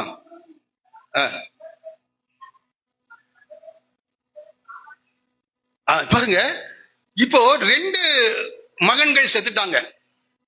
முதல் பையன் செத்த போதே இவன் என்ன ஆசையா அந்த பெண்ணை கல்யாணம் பண்ணி வச்சான், சந்ததி உண்டாகும், நான் தாத்தாவாவேன் அப்படின்லாம் ஒரு பெரிய கற்பனையில யூதா இருந்திருப்பாரு. ஃபர்ஸ்ட் பையன் சாவறான். இப்பதான் தகப்பன் தன் பிள்ளையை இலக்கு கொடுத்தால் என்ன வேதனை உண்டாகும் என்பதை யார் அறியறா? யூதா அறியறான். ஏன்னா அவங்க அப்பா இருக்கும் போது யோசேப்பு மறித்து விட்டான்னு அவர் சொல்லி அழுதுட்டு இருக்கிறார். இவங்க எல்லாம் ஆறுதல் சொல்லி என்ன ஆறுதல் சொல்லியிருப்பாங்க? அப்பா நாங்க 12 பசங்கப்பா, ஒருத்தன் தான் என்ன செஞ்சான், செத்தான், நாங்க எவ்வளவு பேர் இருக்கோம், இன்னும் 11 பேர் இருக்கோம்ப்பா என்று சொல்லி ஆறுதல் சொல்லி. ஆனா அவர் ஆறுதலுக்கு இடம் கொடுக்கல. இப்போ அந்த வழியை யார உணர வைக்கிறா? தமிழ்ல ஒரு பல்லவனி, முற்பகல் செய்யும் கரெக்டா வருது பாருங்க. இதான் தேவன் மிகச்சரியாக எல்லாத்தையும் செய்வார். வட்டி முதல்ல சேர்த்து கொடுக்கிறார் பாருங்க. இப்போ இந்த மரணம் எப்படி நடந்திருக்கும் தெரியல. கர்த்தர் அழித்து போட்டாருன்னு இருக்குது. கொடூரமான ஒரு மரணம் யாருக்கு நேர்பட்டு இருக்குது? ஏருக்கு. தகப்பன்ற நிலையில அவர் விரும்பாததுன்னா தன் உயிரோடு இருக்கிற நாட்கள்ல தன் மகனுடைய மரணத்தை பார்க்க எந்த தகப்பனும் என்ன செய்ய மாட்டான், விரும்ப மாட்டான். அதை தேவன் பார்க்க வைக்கிறார், யூதாவை பார்க்க வைக்கிறார். மனம் திரும்புதல் இல்லை. யார்கிட்ட? யூதா கிட்ட. ஃபர்ஸ்ட் பையன் சாவறான், மனம் திரும்புதல் இல்லை. அவங்க அப்பா அழுதுட்டு இருக்கிறாரு, அங்க மனம் திரும்புதல் இல்லை. இப்போ அவன் என்ன நினைக்கிறான், தற்செயலா இது நடந்துருச்சுங்க, ஆகவே ஓனானை இந்த தாமாருக்கு திருமணம் செய்து வைக்க. இன்னும் சில நாட்களிலே அவளுக்கு சந்ததி உண்டாகாததற்கு முன்பதாகவே அவர் செய்த அந்த துன்மார்க்கமான காரியத்தின் நிமித்தம் கர்த்தர் 2வது பையனை என்ன செய்யறாரு, அடிக்கிறார். இப்போ இவர் பயந்துட்டார். யாரு? யூதா பையன். ஏன்னா சின்ன வயசு, 2 பேருக்கும் சின்ன வயசு. ஒரு பெரிய எதிர்பார்ப்போடு கூட செய்தேன். இந்த திருமணங்கள், 2 பிள்ளையுடைய திருமணங்கள் தோல்வியில் முடிக்கிறது. 2 பேரும் செத்து போயிட்டாங்க. இப்போ உடனடியாக தன்னுடைய தவறை உணராமல் இவன் என்ன செய்யறான் பாருங்க. எப்போதுமே நம்ம எப்போதும் நம்மளுடைய தவறை உணர மாட்டோம். அதுக்கு ஒரு காரணத்தை நாம என்ன செய்வோம், கண்டுபிடிப்போம். பாருங்க, அவன் அப்பொழுது யூதா தன் குமாரனாகிய சேலாவும் அவன் சகோதரர் செத்தது போல சாவான் என்று அஞ்சி. என்னதுங்க இப்போ இதுக்கு 2க்கு காமன் யாருன்னா, யார் மேல பழி போடுறான்? தாமார். இந்த தாமாரை திருமணம் செய்து கொண்டு வந்ததுனால ஏர் என்ற என்னுடைய முதல் பையன் செத்துட்டான், ஓனான் என்கிற 2வது பையன் செத்துட்டான். இனி 3வது பையன் திருமணம் செய்து கொடுத்தா அவனும் என்ன செய்வான்? இது ஏன் நடக்குதுன்னு இவன் ஆராயல, யார காரணமா சொல்றான்? இப்ப கொஞ்சம் அந்த வீட்டுல இந்த தாமாருடைய நிலையை கொஞ்சம் யோசிச்சு பாருங்க. இங்க வசனமே மோசையே எழுதுறாருன்னா அங்க என்ன சொல்லியிருப்பாங்க? இவ வந்த நேரம் சொல்லுவாங்களா? சொல்ல மாட்டான். இன்னைக்கு சொல்றாங்க, இந்த பொண்ணு வந்த நேரங்க, நாங்கெல்லாம் வசதியா இருந்தோம், எல்லாமே என்ன ஆயிடுச்சு, போயிடுச்சு. இவ வந்த நேரங்க, அவன் செத்தான். சரி, அவன் தான் செத்தான், இவனை கல்யாணம், இவனும் செத்துட்டான். எல்லா உறவுகளும் யார தாக்கும்? தாமாரை தாக்கும். இந்த அம்மா எப்படி சொல்றதுன்னு, ஐயோ அவன் பொல்லாதவன், அவன் செஞ்ச அக்கிரமம் சொன்னா எங்கேயும் எடுபடாது. இன்றைக்கே பெண்களுடைய வாய்ஸ் எடுபடல, இப்ப நிறைய எடுபடுது. ஆனா அந்த நாட்டுல எப்படி எடுபட்டுச்சுன்னு எனக்கு தெரியல. ஆனா ஆண்டவர் பார்த்துட்டே இருக்காருப்பா, ஆண்டவர் பார்த்துட்டே இருக்காரு. இவன் சொல்றான், அவன் சகோதரி செத்தது போல சாவான் என்று அஞ்சி தன் மருமகளாகிய தாமாரை நோக்கி. இங்க பாருங்க, உள்ள என்னன்னா, சேலாவை இவனுக்கு திருமணம் செய்து என்ன செய்யக்கூடாது, கொடுக்க கூடாது. ஆனா ரொம்ப பாலிஷா பேசுறார். யாரு? ஆமா, உள்ளொன்று வைத்து புறம் ஒன்று பேசுகிறார். யாரு? அவங்க உறவு என்ன செய்யக்கூடாதான், நாடக்கூடாது. எவ்வளவு மோசமான ஆள் பாருங்க யூதா. இந்த சந்ததியில யார் வர்றா? இயேசு வர்றாருங்க. இந்த சந்ததி இதை படிச்சு பார்க்கும்போது வேதனையா இருக்கிறது. ஒரு ஆவிக்குரிய குடும்பத்தில உருவான ஒரு மனிதன், தேவ திட்டம் அவன் மேல இருக்கு, வாழ்க்கையில நடந்தது என்னன்னு புரியாம நடந்துட்டு இருக்காரு. பாருங்க, நோக்கி, என் குமாரனாகிய சேலா பெரியவனாகும் மட்டும் நீ உன் தகப்பன் வீட்டிலே கைம்பெண்ணாய் தங்கீர். ஏன்னா இவனுக்கு பயம், இந்த அம்மா இங்க இருந்தா நானும் செத்துருவனோ அப்படின்னு என்ன செய்யறாரு, நீ வீட்டிலே தங்கீரு. ஆனா உள்ளத்துல என்ன இருக்கு, அவ அங்க போய் அவளுடைய வாழ்க்கையை என்ன செய்யட்டும், அவ பார்த்து கொள்ளட்டும். நானா என்ன செய்ய முடியாது, இந்த சேலாவை அவளுக்கு கொடுக்க முடியாது. ஒரு திட்டத்தோடு கூட எப்படியாவது அவ போயிடுவா என்று சொல்லி அவளை அனுப்புகிறான். தங்கீர் என்று சொன்னார். அந்தபடியே தாமார் போய் தன் தகப்பன் வீட்டிலே. கொஞ்சம் யோசிச்சு பாருங்க, தகப்பன் வீட்டுல அன்றைய நாட்கள்னா ஒன்ஸ் திருமணம் செய்து கொடுத்துட்டாங்கன்னா அவங்க திரும்பி வீட்டுக்கு வரக்கூடாது. இன்றைக்கு இருக்கும்போது. ஆனா தகப்பன் வீட்டுல எப்படி இருந்திருப்பா, அவ கைம்பெண்ணுக்குரிய வஸ்திரத்தை தரித்து கொண்டு அங்க இருந்தாலாம். கொஞ்சம் யோசிச்சு பாருங்க, அவங்க வீட்டுல என்ன நடந்திருக்கும்? அவங்க வீட்லயும் பிரச்சனை இருந்திருக்கும். உன்னைதான் கல்யாணம் பண்ணி கொடுத்த, ஆனா 2 புருஷனை கல்யாணம் பண்ணி என்னது, உன் வாழ்க்கை தோல்வியில் அடைந்து விட்டது என்று அவளை என்ன செய்ய எல்லாரும் குத்திட்டே இருந்திருப்பாங்க. பயங்கரமா குத்து. புருஷன் வீட்லயே இருக்க முடியல, வாச்ச புருஷனுங்களும் சரியில்லை, மாமனாரும் சரியில்லை, வீட்லயும் அவளால எப்படி நிம்மதியா இருந்திருக்க முடியும்னு எனக்கு தெரியல. சின்ன வயசு, எப்படி அவள் தன்னுடைய தேவைகளை பூர்த்தி செய்து கொண்டாலும் எனக்கு தெரியல. அவளுக்கு எப்படி உணவு யார் கொடுத்தாங்க என்னன்னு தெரியல. ஆனா வாழ்க்கையிலே சந்திக்க வேண்டிய எல்லா போராட்டங்களையும் இந்த தாமார் சிறு வயதிலேயே என்ன செஞ்சிட்டா, சந்திச்சிட்டா. அவருடைய கண்ணீர் கர்த்தருடைய பார்வையில் இருந்தது. தாவீது சொல்லுவது, என் அலைச்சல்களை தேவரீர் எண்ணிருக்கிறீர், என் கண்ணீரை உம்முடைய துருத்தியிலே வெய்யும். காலையில் யாராவது அழுதுட்டு இருக்கீங்களா? அநியாயம், அநியாயம் நடக்குதுங்க. புருஷனால் அநியாயம், மனைவியினால் அநியாயம், சகோதரர்களால் அநியாயம். ஆண்டு சமத்துல கண்ணீர் விடுங்க. தேவன் நீதியை நிலைநாட்டுகிற தேவனா இருக்கிறார். சந்ததியை கர்த்தர் பெருக பண்ணுகிற தேவன், சந்ததியை ஆசீர்வதிக்கிற தேவனாய் அவர் காணப்படுகிறார். சரி இருக்கட்டும். அவள் வீட்டிலே தங்கியிருந்தாள் என்று நாம படிக்கிறோம். சரி இருக்கட்டும். அடுத்தது 4வது குறிப்பு, யூதாவின் மதியீனமான செயல். யூதாவினுடைய மதியீனமான செயல் 12 23 வரைக்கும் 4வது குறிப்பாக இந்த சம்பவத்தை படிக்க போறோம். அநேக நாள் சென்ற பின் சூவாவின் குமார்த்தியாகி யூதாவின் மனைவி மரித்தாள். நல்லவேளை இந்த அம்மா அனுப்பிச்சிட்டாங்க, இல்லைன்னா இதுக்கும் யாரு காரணம்ன்றவாங்க, தாமார் தான் காரணம்னு சொல்லுவாங்க. இப்ப யூதாவின் மனைவி என்ன செய்தால், மரித்தாள். இப்போ இந்த யூதாவுக்கு ரொம்ப வயசெல்லாம் இல்ல. யோசேப்பை அவர்கள் காணும் போதே இவர்களுக்கு அதிகபட்சமா 43, 42 இந்த வயது தான் இருக்கும். இப்போ இவனும் ஒரு 40 வயதுல இருக்கிறான், 40ஸ்ல இருக்கான். இவன் மனைவி என்ன செய்தார்? மரித்தாள். யூதாவுடைய துக்கம் ஆறின பின்பு, இப்ப கொஞ்ச நாள் துக்கம் பட்டிருக்கிறாரு, அதுக்கப்புறம் துக்கம் ஆறின பின்பு அவன் அதுல்லாம் ஊரானாகி தன் சிநேகிதன் ஈராவுடனே, பாருங்க, சிநேகிதன் எல்லா காலத்திலும் சிநேகிப்பான். அவன் சொல்றான், கூப்பிடுறான், ஈராவுடனே திம்னாவிலே தன் ஆடுகளை மயிர் கத்திரிக்கிறதுக்கு போனான். இந்த ஆடுகளை மயிர் கத்திரிக்கிறது நம்ம நினைக்கிற மாதிரி இல்லை. அவர்கள் ஆயிரக்கணக்கான ஆடுகளை என்ன செய்வாங்க? வளர்த்துவார்கள். அந்த செம்மறி ஆடுகள், அதனுடைய மயிர் ரோமம் வஸ்திரத்துக்கு, கம்பளி ஆடைகள் தைப்பதற்கு அது உதவியா இருக்கும். அது பெரிய ஒரு விலைக்கு அதை என்ன செய்வார்கள்? நாட்டுல விற்பார்கள். அப்ப ஆயிரக்கணக்கான ஆடுகளை அவர்கள் மயிர் கத்திரிக்க ஒரு பெரிய, ஏனென்றால் அந்த மயிர் அந்த ரோமத்தை விற்கும் போது பெரிய தொகை அவர்களுக்கு என்ன செய்யும்? கிடைக்கும். ஆகவே அதை ஒரு பண்டிகை, ஒரு விழாவாக, சில இப்ப பாருங்க, ஒரு பூஜை ஹாலிடேஸ்ல இந்த உழைப்பாளர் தினம் அப்படின்னு எல்லாம் கொண்டாடுறாங்க. அப்போ ஆயுத பூஜை, அவங்க அந்த ஒர்க் ஷாப் எல்லாம் என்னமோ பண்றாங்க. அதுபோல இதை ஒரு விழாவாக அவர்கள் செலிப்ரேட் பண்ணுவாங்க. இந்த நாட்டுல தான் அந்த பாருங்க, இந்த நாம்பால் என்கிறவன் ஆடுகளை மயிர் கத்திரி கொண்டான். தாவீது அங்க வனாந்திரத்துல உட்காந்துருக்கான். அப்போ தாவீது தன்னுடைய வேலைக்காரர்களை அனுப்பி சொல்றாரு, இந்த நல்ல நாளில் உம்முடைய இடத்துல என்ன செய்ய வந்திருக்கோம், உமக்கு கைக்கு நேர்களை தாவீது கொடுத்து உதவி செய்யும் என்று தாவீது கேட்க சொன்னார் என்று ஆட்களை அனுப்புறான். அப்போ இந்த மயிர் கத்திரிக்கிறது என்னதுங்க? நல்ல நாள். ஏன்னா நல்ல சாப்பாடு போடுவாங்க, எல்லாருக்கும் ஆடுகளை அடித்து நல்ல பெரிய விருந்து செய்வாங்க, வேலைக்காரர்களுக்கெல்லாம் போனஸ் கொடுக்குற நாள் அந்த நாள். ஆயுத பூஜைக்கெல்லாம் என்ன செய்யறாங்க? கொடுக்குறாங்க. அது போல போனஸ் கொடுக்குற நாள், ஒரு பெரிய விருந்து நடக்கும். மயிர் கத்திரிக்கிறதுக்காக போகிறாங்க. அப்பொழுது இப்ப பாருங்க, இந்த செய்தி, உன் மாமனார் தம்முடைய ஆடுகளை மயிர் கத்திரிக்க திம்னாவுக்கு போகிறார் என்று தாமாருக்கு அறிவிக்கப்படும். இப்ப பாருங்க, தாமார் சொல்றாங்க, பக்கத்து ஊருக்கு யார் வந்திருக்காப்பா? உங்க மாமனார் வந்திருக்காரு. அப்போ எல்லாருக்குமே தெரியுதாட்டு இருக்கு. அந்த ஊர்க்காரங்க, சொந்தக்காரங்க, போறவங்க வரவங்க எல்லாரும் பார்த்துட்டு தான் இருக்காங்க இவளுடைய வாழ்க்கையில் என்ன நடக்குது. அப்பொழுது பாருங்க, அறிவிக்கப்படுது, சேலா பெரியவனாகியும் தான் அவனுக்கு மனைவியாக கொடுக்கப்படவில்லை என்று அவள் கண்டபடினா. இப்பதான் அவளுக்கு புரியுது, இவன் பெரியவனாகிற வரைக்கும் போயிருன்னு சொன்னா, ஆனா இத பத்தி அவன் என்ன செய்யவே மாட்டான்றான், பேச மாட்டான்றான். ஆளெல்லாம் அனுப்பிச்சு பார்த்திருப்பாங்க, இருக்கட்டும் கொஞ்ச நாள், இருக்கட்டும் கொஞ்ச நாள் என்ன செஞ்சிருப்பான், சொல்லியிருப்பான் இருக்கு.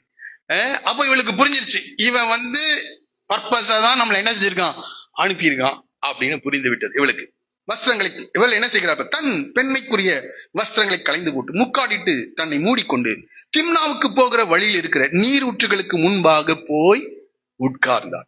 எப்படின்னா, ஒரு வேசியை போல இவள் வஸ்திரத்தை தடித்துக் கொண்டு முகத்தை மூடிக்கொண்டு உட்கார்ந்தார். யூதா அவளை கண்டு, இவன் யாருன்றது தெரிய மாட்டிருக்கு. அவங்க குடும்பத்துலதான் கொஞ்ச நாள் வாழ்க்கப்பட்டிருக்கிறா. இந்த ஆள் யாரு, இவளுடைய கேரக்டர் என்ன, எல்லாம் யாருக்கு தெரியுது? தாமார். அதனால மிகச்சரியாக இந்த திட்டத்தை போடுகிறார்.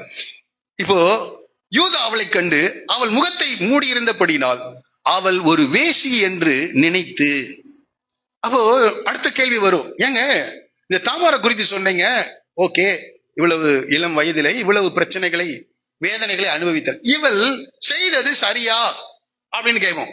என்றால் லேவியராம் புத்தகத்துல அதற்கான வசனங்கள் இருக்கு. அப்போ அது ஒரு மாமனாரோடு கூட ஒரு மருமகளுடைய நிர்வாணத்தை பார்க்க கூடாது என்று சொல்லப்பட்டிருக்குது. அப்ப இவங்க செஞ்சது சரியா அப்படி நமக்கு அடுத்த கேள்விகள் வரும். அப்ப இந்த இடத்துல ஆண்டவர் எப்படி பார்க்கிறார் என்றால், ஒரு செயலை நீங்கள் செய்வீர்கள் என்றால் அதற்கு எதிர்வினை நிச்சயமாக என்ன செய்யும், அதுக்கு வரும்.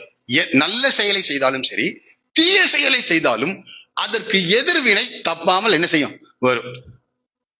அது வந்துதான் ஆகணும் இல்ல, அது வரும். ஆனா ஒருவன் உன்னை ஒரு கன்னத்தில் அடித்தால் மறு கன்னத்தை கொடுன்னு சொல்லல, காட்டுன்னு தான் நமக்கு சொல்லியிருக்கிறார். ஆனா இந்த சத்தியத்தை, இந்த உண்மையை யாருக்கு தெரியாது? இந்த தாமாருக்கு தெரியாது. அவளுக்கு என்னன்னா, இவங்க இந்த குடும்பத்துக்கு போய் என் வாழ்க்கையே போச்சு, இந்த சேலாவை கொடுக்குறேன்னு சொல்லி இவ்வளவு நாளாகி கொடுக்கல, பொல்லாத பிள்ளைகளை என் தலையில கட்டி வைத்ததுனால என் வாழ்க்கையை சீரழிந்து போய்விட்டது. அவள் ஒரு எதிர்வினையை ஆற்ற துவங்குகிறாள். தேவனை தெரியாது, அவளுடைய வாழ்க்கையில நடைபெற்ற அந்த காரியம் துரோகம், அவளை என்ன செய்ய இந்த செயலுக்கு நேராக நடத்துக.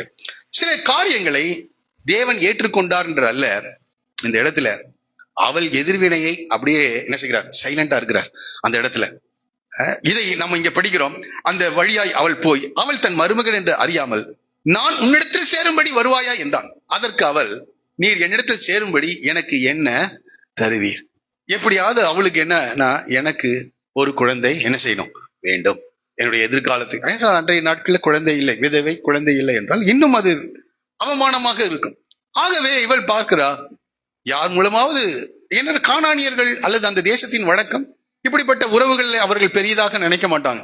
அதனாலதான் ஆண்டவர் இஸ்ரவேல் ஜனங்களுக்கு அப்படிப்பட்ட உறவுகள் ஏற்படுத்தக்கூடாது என்று சொல்லுகிறார். சரி, இருக்கட்டும். ஆனால் இவள் என்ன செய்கிறாள், நீர் என்னிடத்தில் சேரும்படி எனக்கு என்ன தருவீர் என்றாள். அதற்கு அவள், நான் மந்தையிலிருந்து ஒரு வெள்ளாட்டு குட்டியை அனுப்புகிறேன். அப்போ இவன் கையில என்ன இல்ல, கொடுக்கறதுக்கு பணமோ காசோ எதுவுமே என்ன செய்யல இல்ல. இவளை பார்த்த உடனே அவளிடத்துல சேர வேண்டும் என்பதற்காக அவன் போயிட்டான். என்ன தருவீர்னா, நான் போய் உனக்கு என்ன செய்யறேன், அனுப்புகிறேன். இதை சரியாக புரிந்து கொண்டு அவள் சொல்லுகிறாள். அதற்கு அவள், நீர் அதை அனுப்பும் பொழுதும் எனக்கு ஒரு அடைமானம் கொடுப்பீரா என்று கேட்கிறார். அப்பொழுது அவன், நான் உனக்கு அடைமானமாக என்ன கொடுக்க வேண்டும் என்று கேட்டான். அதற்கு அவள், உம்முடைய முத்திரை மோதிரமும் உம்முடைய ஆரமும் உம்முடைய கைக்கோளும் கொடுக்க வேண்டும். ஆண்டவர் தந்திரக்காரனை எப்படி பிடிக்கிறாரு, தந்திரத்தினாலே பிடிக்கிறார். தேவன் இதை ஏற்றுக்கொண்டார், அது சரி என்று நான் சொல்ல விரும்பவில்லை. ஆனால் ஒரு செயலுக்கு எதிர்வினையை தாமார் என்ன செய்கிறார், அந்த நிலையிலே கர்த்தர் இதை பார்க்கின்றார். அந்த நிலையில அப்போ நாம எதிர்வினை ஆற்றலாமா அப்படின்னு நீங்க கேட்டீங்கன்னா, இன்றைக்கு சத்தியத்தை நாம் என்ன செய்திருக்கிறோம், அறிந்திருக்கிறோம். ஆமா, தேவன் நிமித்தம் நாம தேவனுக்காக காத்திருக்க வேண்டும். சரி, இருக்கட்டும். அந்த இடத்துல அனுப்பு கொடுப்பீராக என்று கேட்டான்.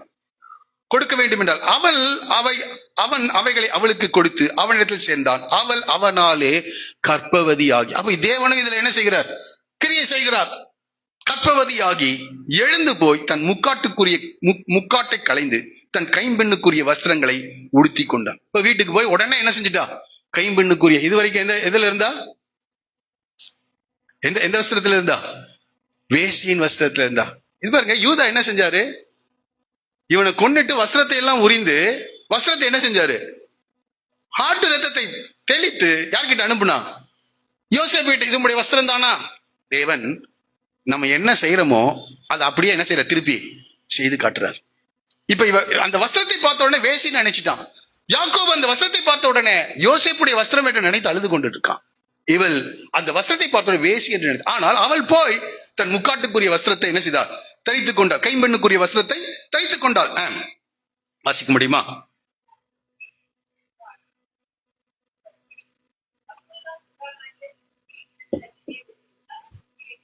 இப்ப பாருங்க, அவன் என்ன செய்யறான், இவன் போக மாட்டேன்றான். ஏன்னா இவன் யாரு, பெரிய ஆள். சிநேகிதன் கிட்ட கொடுத்து, எப்ப இந்த வெள்ளாட்டு குட்டியை கொடுத்துட்டு அந்த முத்திரை மோதிரம், ஆரம், அந்த கைக்கோள் கோள் இவைகள் எல்லாம் என்ன செய், வாங்கிட்டு வானா என்ன செய்யறான், அனுப்புறான். சரிங்க, இப்ப பாருங்க என்னன்னு கேட்கறதுங்க, போய் என்னன்னு கேட்கறது. இங்க ஒரு வேசி, ஆனா கேட்டிருக்கான். அவளிடத்து மனிதனை நோக்கி, வழியண்டையில் நீருற்றுகள் அருகே இருந்த தாசி எங்கே என்று கேட்டான். அதற்கு அவர்கள், இங்கே தாசி இந்த ஊர்ல அப்படி யாருமே என்ன செய்யல இல்லைன்னு அவங்க சொல்றாங்க. இவனுக்கு எப்பா நேத்திக்குதான் இருந்தா, இன்றைக்கு எங்க தாசி இல்லை என்றான். அவன் யூதாவிடத்தில் திரும்பி வந்து, இவன் 4 பேர்கிட்ட கேட்டிருப்பான், அப்படி எல்லாம் யாரும் எங்க ஊர்ல அந்த மாதிரி இல்லைங்க அப்படின்னு சொல்லியிருக்காங்க. அவளை காணோம், அங்கே தாசி இல்லை என்று அவளிடத்து மனிதர் எல்லாரும் சொல்லுகிறார்கள் என்றார். இப்ப பாருங்க யூதாவுடைய ரிப்ளை என்ன பாருங்க. அப்பொழுது யூதா, இதோ இந்த ஆட்டுக்குட்டியை அனுப்பேன். நான் அவனுடைய நீதியை சொல்றான். அவன் ஆட்டுக்குட்டி கேட்டா, நான் இப்ப ஆட்டுக்குட்டியை என்ன செய்யறேன், நீ அவளை காணவில்லை. இவன் சொல்றான், நமக்கு அவகீர்த்தி வராதபடிக்கு அவள் அதை கொண்டு போனால் போகும். என்ன என்ன என்ன வந்துருமா இவளுக்கு? இப்ப ஒவ்வொரு வீட்டுக்கா போய் இருக்காங்களான்னு கேட்டா என்ன ஆகும், நமக்கு அவகீர்த்தி வந்துடும். நம்ம பேரே என்ன செய்ய, ரிப்பேரு ஆயிடும். ஆனா அவகீர்த்தி உண்டாக கூடாது அப்படின்னு விரும்புறான். ஆனா அவகீர்த்தி வர்ற மாதிரி என்ன செய்யறான். ஆண்டவர் பார்த்த, நீ இப்படியா சொல்ற, எல்லாரும் படிங்கடான்னு அந்த சாப்டரை என்ன செஞ்சுட்டாரு, எழுதி வச்சுட்டாரு. இதை படிக்கும்போது நான் உணர்த்தி வைக்கப்படுகிறேன். நல்லா புரியுது. எனக்கு அவகீர்த்தி வர வரக்கூடாதுன்னு சரி, அது அவன் அந்த அந்த கைக்கோல் மோதிரம் எல்லாத்தையும் எடுத்துட்டு போயிட்டோம்னு சொன்னான். தேவன் விடல. என்ன செஞ்சிட்டாரு? 38வது அதிகாரத்தை எழுதி ஆதி ஆகமத்தை படிக்கிறவனெல்லாம் எதை படி? ஃபர்ஸ்ட் யூதா செஞ்ச இந்த அக்கிரமமான செயலை எல்லாரும் என்ன செய்யுங்க? படிங்க. அவர் அவர் அவர் அவர் எந்த மனிதனா இருந்தாலும் சரி, ஆபிரகாமா இருந்தாலும் சரி, யூதாவா இருந்தாலும் சரி, அவன் சந்ததியில தான் இயேசு கிறிஸ்து வெளிப்படணும்னாலும் சரி, அன்புள்ள தேவன், நீதியை நிலைநாட்டுகிற தேவன். அவன் சொல்றான், அவனுடைய வார்த்தை, உன் வார்த்தையை தேவன் பார்க்கிறாருங்க. வார்த்தையை பார்க்கிறார். உன் செயலை தேவன் பார்க்கிறார். அவகீர்த்தி வராத படிக்கின்றாரு. 49ஆம் அதிகாரத்தை நம்ம எல்லாரும் படிப்போம். எல்லாரும் எடுத்து படிச்சு பாருங்க. 49ஆம் இந்த யூதாவுக்கு சொல்ல, சகோதரில் விசேஷித்தவன் நீதான் சொல்ற. சமாதான கர்த்தர் வருவார், செங்கோல் யூதாவை விட்டு நீங்காது எல்லாம் சொல்றாரு. எப்பா, அதையும் சொன்ன தேவன் அவகீர்த்தி வரக்கூடாதுன்னு நீ மூடி மறைத்ததை இன்னைக்கு வரைக்கும் ஏறக்குறைய 6000 ஆண்டுகளாக யார் ஆதி ஆகமத்தை படிச்சாலும் எதை படி? 38 படி. 38 படி. நம்ம தேவன் ரொம்ப நீதியான தேவன். தாமாருடைய கண்ணீருக்கு என்ன செய்யறாரு? அத பதில் கொடுக்கிற தேவனா இருக்கிறார். யாருக்கு துரோகம் இழைத்திராதீங்க. யாருக்கு துரோகம் இழைத்திராதீங்க. 2 பக்கமும் நான் பேசுறேன். யாருக்கு துரோகம் இழைக்க கூடாது. அவங்களை கேட்கறதுக்கு ஆள் இல்லைன்னு யாரும் எது பண்றாதீங்க. ஆண்களை பெண்கள் செய்கிறது சரி. ஏன்னா அந்த காலகட்டத்தில் நம்ம இருக்கோம். பெண்களை தான் ஆண்கள் செய்யறாங்கன்னு இல்ல, ஆண்களையும் பெண்கள் என்ன செய்யறாங்க? இப்படிப்பட்ட காரியங்களை செய்கிறார்கள். எல்லாவற்றையும் தேவன் நியாயத்திலே கொண்டு வந்து நிறுத்துவார். அந்த ரங்கமான செயல் எதுவானாலும் சரி, தேவன் நியாயத்திலே கொண்டு வந்து நிறுத்தி கணக்கு விசாரிக்கிறவராயிருக்கிறார். அப்பாவுக்கு செய்தது, அடுத்தது சகோதரனுக்கு செய்தது, இங்கே தாமாருக்கு செய்தது, எல்லாம் யார் மேல வந்து நிக்குது? இவர் எந்த குடும்பத்தை சேர்ந்தவர்? ஆபிரகாமுடைய சந்ததிங்க நாங்கெல்லாம். ஏன்னா ஆபிரகாமுடைய பிள்ளைகள் அவங்க என்ற சொல்றதே ஒரு பெரிய கெத்து அவங்களுக்கு. யாருக்கு? அந்த சந்ததிக்கு. உடன்படிக்கை, விருத்தசேதனம், நியாயப்பிரமாணம் எங்க இருக்கு? கர்த்தர் எங்களுக்கு, ஆராதனை எங்களுக்கு இருக்கு, எல்லாம் எங்களுக்கு இருக்குங்க. வாக்கு தத்தங்கள் எங்களுக்கு இருக்கு. ஆனா அதை விட்டு இந்த சிநேகிதன் பேச்சை கேட்டு யார் கேட்டு போனா? அதுல்லாம் என்ற ஊருக்கு போனா, கானானிய பெண்ணை திருமணம் செய்தான், 3 பிள்ளைகள் பிறந்தது. காலங்கள் உருண்டோடி கொண்டு இருக்கிறது. எல்லாம் இந்த 22 வருடம். அதனாலதான் ஆண்டவர் உடனடியாக செய்கிறது இல்லை. இன்னைக்கு தப்பு செஞ்சா நாளைக்கு நடக்கிறது இல்லை. துர்க்கிரியை கேட்ட தண்டனை சீக்கிரமாய் நடவாதபடினாலே மனுஷனுடைய இருதயம் என்ன செய்கிறது? துணிகரம் கொள்ளுகிறது. உடனே நாளைக்கு நடந்ததுன்னா ஐயோ தப்பிச்சிருவோம். ஆனா ஆண்டவர் அப்படி செய்ய மாட்டார். கையை பிடிச்சு இழுக்கவும் மாட்டார். நன்மையும் தீமையும், ஆசீர்வாதத்தையும் சாபத்தையும் தேவன் நமக்கு முன்னாடி வைப்பாரு. நல்லதை தெரிந்து கொள் என்று கர்த்தர் உனக்கு போதிப்பார். தெரிந்து கொள்ளும் அந்த காரியத்தை, வாய்ப்பை நம்மிடத்துல தேவன் கொடுக்கிறவராயிருக்கிறார். நாம நல்லதை தெரிந்து கொள்ளும் ஆலோசனை மட்டும் தான் சொல்வார். ஏதோ வாசற்படியில இருந்து கதவை தட்டுறேன், ஒருவன் என் சத்தத்தை கேட்டு கதவை திறந்தால், நீ திறந்தீனா நான் உன் வீட்டுக்கு வரேன், உன் வாழ்க்கைக்குள்ள வரேன். வழுக்கட்டாயமா நான் வரமாட்டேன். வழுக்கட்டாயமா யார் தெரியுமா வருவா? பிசாசு தான் வருவான். வழுக்கட்டாயம் உன் வாழ்க்கைக்குள்ள யாராவது வழுக்கட்டாயமா வர நுழைகிறார்களா? பிசாசினுடைய செயல். ஆண்டவர் ஆப்ஷன் தான் வைப்பார். விரும்பினா நான் வரேன்பா, நீ ஏற்றுக்கொள், நான் உன்னை உண்டாக்கினேன், உன்னை நேசிக்கிறவன். நம்ம இப்ப பாடணும்ல, அவர் நல்லவருங்க, அவர் நல்லவர், அவர் நம்மை நேசிக்கிற தேவனா இருக்கிறார், நம்முடைய நல் வாழ்வை விரும்புகிறவர். அவன் அப்படி இல்லை, நல்வாழ்வை இல்லை, அவன் அந்த ரூட்டை மட்டும் காட்டுவான். அந்த தவறை நீ செய்கிற வரைக்கும் அவன் உன்னை என்ன செய்வான்? உன் கூட இருப்பான். தவறு செய்த உடனடியாக அவன் வாழ்க்கையை விட்டு போயிடுவான். அந்த கான்சிக்வன்ஸ், அந்த விளைவை ஒவ்வொரு நாளும் நீ அனுபவிக்கும் போது அவன் கூடவே இருக்க மாட்டான். யூதா அழுது கொண்டு இருக்கிறான். இப்போ அவகீர்த்தி வராதபடிக்கு அதை எடுத்துக்கொண்டு போகட்டும் என்று சொல்லுகிறான். அடுத்த வசனத்தை வாசிக்கலாம். சரி, அடுத்து ஐந்தாவது இவ பாருங்க,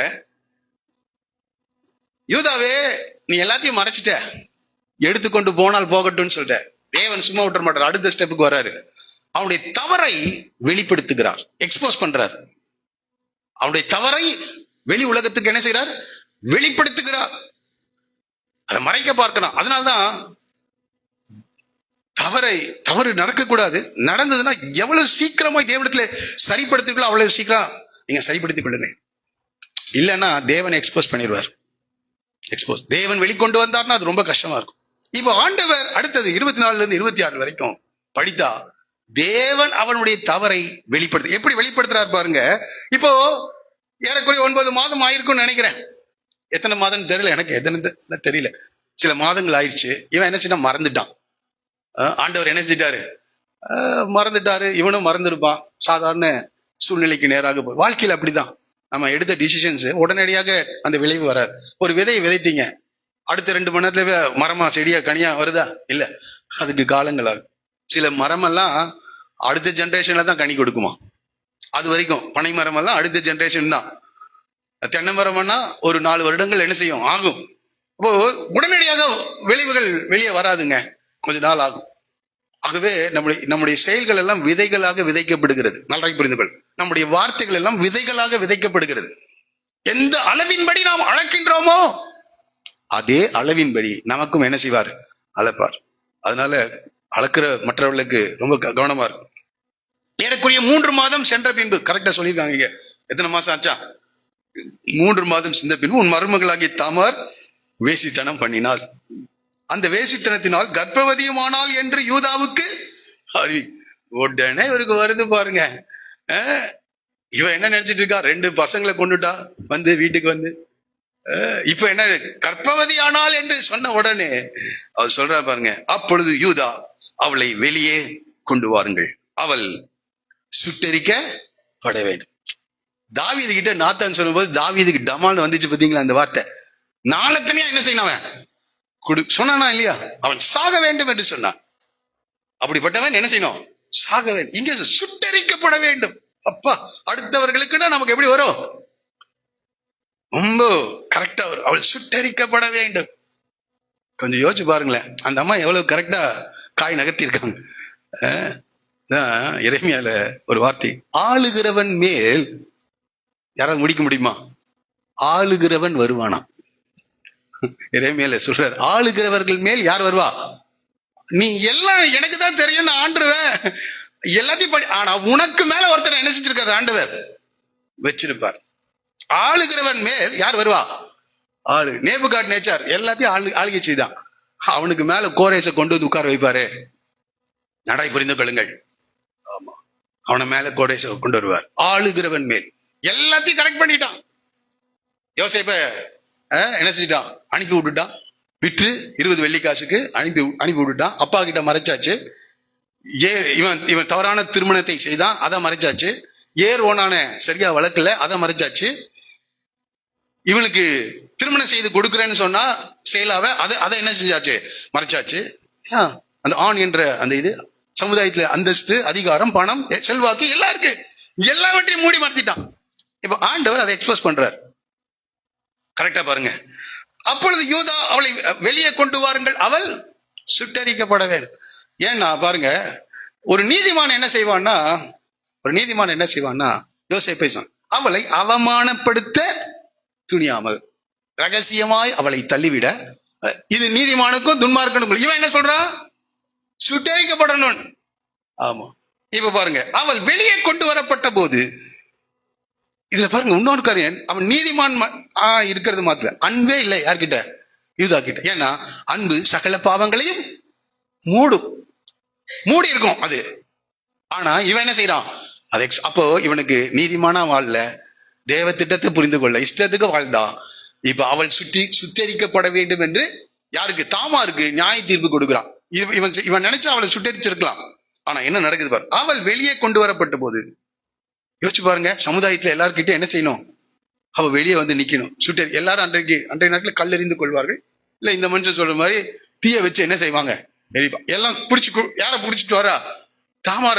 எப்படி இருந்து கொஞ்சம் அந்த சூழ்நிலை, அந்த ஒரு வாலிப பெண் அந்த சூழ்நிலை தயவு செய்து கற்பனை செய்து பாருங்கள்.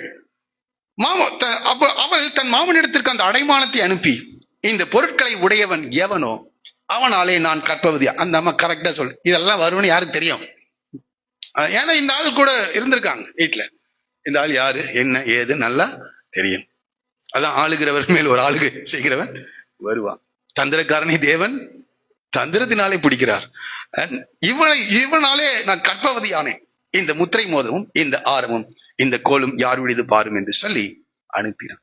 இப்ப பாருங்க அவன் வார்த்தை எப்படி மாறுது. மனிதர்கள் ஆண்டவர் சொன்ன நான் மாறாதவன் சொன்னேன். ஆண்டவர் ரொம்ப நல்லவருங்க, அவர் மாற மாட்டார். இவன் என்ன சொன்னா சுட்டரிக்கப்படணும்னு சொன்னானா, இப்ப இவன் வார்த்தை எப்படி வருது பாருங்க. யூதா அவைகளை பார்த்தறிந்து என்ன சொல்றா, எல்லாரும் சேர்ந்து வாசிங்க அந்த இடத்த. எண்ணிலும் அவள் நீதி உள்ளவள். தமானு மாறிட்டான் பாத்தீங்களா. சுட்டரிக்கப்படணும்னு சொன்னவன் எண்ணிலும் அவள் நீதி உள்ளவள். அடுத்தது அவளை என் குமாரனாகிய சேலாவுக்கு கொடாமற் போனேனே. எங்க ஆரம்பத்துல யாராவது சொல்லுவாங்க வார்த்தைகள், அதை கேட்டு சோர்ந்து போயிடாதீங்க. நீங்க நீதியா நியாயமா நேர்மையா இருந்தா அவன் என்ன சொல்லுவானா அதை அப்படியே மாத்தி சொல்லுவான். இன்னொரு நாள் அவன் அப்படி சொல்லிட்டானே, அப்படி நான் இப்படி நடந்தேன், இவன் அப்படி சொல்லிட்டான், இல்ல அப்படியே மாத்துவான். தேவன் மாத்திரமே சரியாக நிதானிக்கிறவராக இருக்கிறார். அவள் என்னை பார்க்கிலும் நீதி உள்ளவள், சேலாவை அவனுக்கு. அப்ப இவ்வளவு நாள் என்ன செஞ்சுட்டு இருந்திருக்கான்? ஓ என் பையன் ரொம்ப நல்லவங்க, என் பையன் ஓனான் ரொம்ப நல்லவங்க. இவங்க இவங்க இவங்க இவங்க காலம் பூரா இந்த தாமாரை உபத்திரவப்படுத்தினவன் இந்த யூதா. சொல்றா என்னை பார்க்கிலும் அவள் நீதி உள்ளவள். ஒரு புறஜாதி பெண், அவள் தேவனை அறிந்தாளா ஒண்ணுன்னு நமக்கு தெரியாது. ஆனால் தேவன் பார்க்கிறான். அவள் அந்த குடும்பத்தை விட்டு போறதுன்னா என்ன செஞ்சிருக்கலாம், போயிருக்கலாம். அந்த நாட்களிலே அவளுக்கு தெரிந்த ஒரே சட்டம், திருமணம் ஆயிடுச்சா வேற வழி இல்ல, அவன் அவன் துன்மார்க்கமா அவங்களோட அடங்கி இருக்கணும், அவ்வளவுதான் அவளுக்கு தெரியும். அவன் செத்து போயிட்டானா அவன் தம்பியை கல்யாணம், அது சொல்றாங்க எல்லாரும், அதுக்கு கீழ்படுகிறான். அவன் செத்து போயிட்டானா வேற வழியில போக முடியாது. அன்றைக்கு இருந்து அவளுக்கு கிடைத்த ஒரே பிரமாணம் அதுதான். ஆதாமுக்கு ஒரே பிரமாணம், அதை சாப்பிடாதன்னாரு. இவளுக்கு கிடைத்த ஒரே பிரமாணம் இது. அந்த பிரமாணத்துக்கு உண்மையா இருந்தா தேவன் பார்க்கிறாரே, இவளுடைய இருதயத்தை பார்க்கிறார் ஆண்டவர். இவ்வளோ வருத்தங்கள், இவ்வளோ வேதனைகள், இவ்வளோ அவச்சொற்கள், இவ்வளோ குற்றப்படுத்துகிற வார்த்தைகள் அவள் வாழ்க்கையில வந்தாலும் அவள் நீதியாய் நடந்தாள். இன்றைக்கு அநேக நேரத்தில் சூழ்நிலையை குற்றம் சொல்லுகிறோம். மனிதர்கள் நமக்கு எதிராக செயல்படும் போது அந்த தவறை அவள் செய்ததினால் இதை நான் செய்தேன் என்று நியாயங்களை சொல்லிக் கொண்டிருக்கிறோம். அவள் என்னை பார்க்கிலும் அவள் என்ன செய்தான், நீதி. இப்ப யாருங்க சுட்டரிக்கப்படணும்? யூதா சுட்டரிக்கப்படணும். நான் நம்புகிறேன் அவன் நினைச்சிருந்தார்னா யூதாவை என்ன செஞ்சிருக்கலாம், அவன் நினைச்சிருந்தா என்ன செஞ்சிருக்கலாம், சுட்டரித்திருக்கலாம். இவன் தான் இந்த என்ன செய்வாங்க சமுதாயம், சும்மா விட்டுருன்னு நினைக்கிறீங்களா? இழுத்து வச்சு அவன் மேல கெரோசின் ஊத்தி என்ன செய்வாங்க, அப்படி சுட்டரிக்கப்பட்டதா தெரியல, அந்த அம்மா மன்னிச்சு விட்டுருச்சு. என்னை கேட்கிறாருல, அவன் தான் சுட்டரிக்கப்படணும். உண்மையா நான் நம்புகிறேன் அவன் நினைத்திருந்தால் இந்த யூதாவுடைய கதை அன்றைக்கே என்ன செஞ்சிருக்கும், முடிந்திருக்கும். ஆனால் அவள் அதற்காக அல்ல, அவளுக்கு தேவை, அவள் நிந்தை நீங்க வேண்டும். அவளுக்கு தெரிந்த காரியம் அவ்வளவுதான், எனக்கு ஒரு குழந்தை தேவை, ஒரு சந்ததி எனக்கு தேவை, அவ்வளவுதான் அவளுக்கு. அவள் அதுல மட்டும் உண்மையா இருந்தா, அவள் நினைச்சிருந்தா யூதாவை அன்றைக்கே முடித்திருக்க முடியும். அவளுக்கு இப்ப அடுத்தது பாருங்க, 26 முடிஞ்சிருச்சா? ஆமா. இப்ப அடுத்தது நடக்குது என்னன்னா, அவளுக்கு பிரசவ காலம் வருகிறது. ஆண்டவர் பாருங்க, அவளுக்கு ஒரே ஒரு காரியங்க, அவளுக்கு குழந்தை வேணும். அவளுக்கு ஆண்டவர் 2 குழந்தைய கொடுக்குறாரு. ஒரு சொல்லுவோமா, அவளுக்கு ஒரு நியாயப்பிரமாணம், ஒரே ஒரு நியாயப்பிரமாணம் தான். அவளுக்கு தெரிஞ்சது ஒரே ஒரு காரியம். எவ்வளவோ பாடுகள் வேதனைகள் எல்லாம் அனுபவிச்சுட்டு அந்த குடும்பத்தோட வாழணும்னு நினைக்கிறான். வேற குடும்பத்துக்கு போய் ஒரு சந்ததி உருவாக்கணும்னு கூட அவளுக்கு என்ன செய்யல, தெரியல. அவன் மாமனார் அது பரவாயில்ல, அந்த குடும்பம் எனக்கு வேணும்.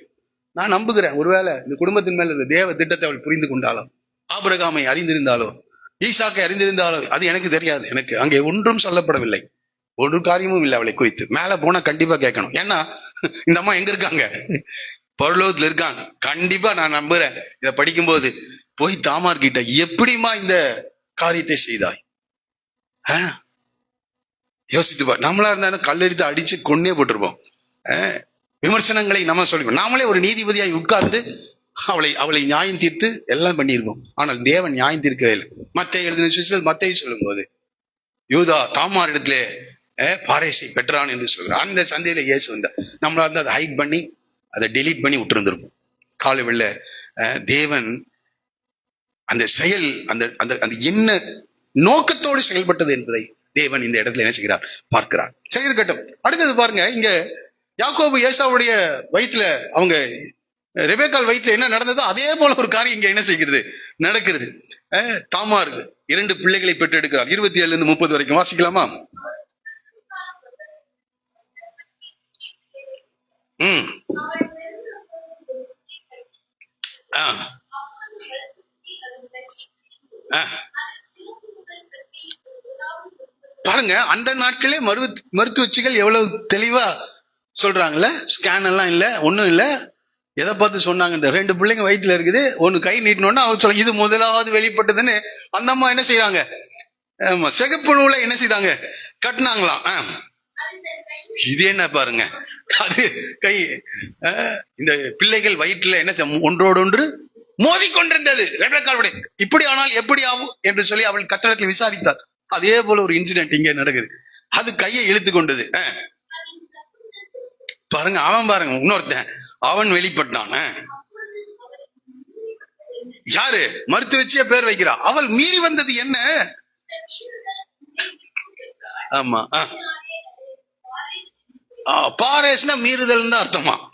பேரே வச்சுட்டான், மீறி வந்துட்டான் அவன்.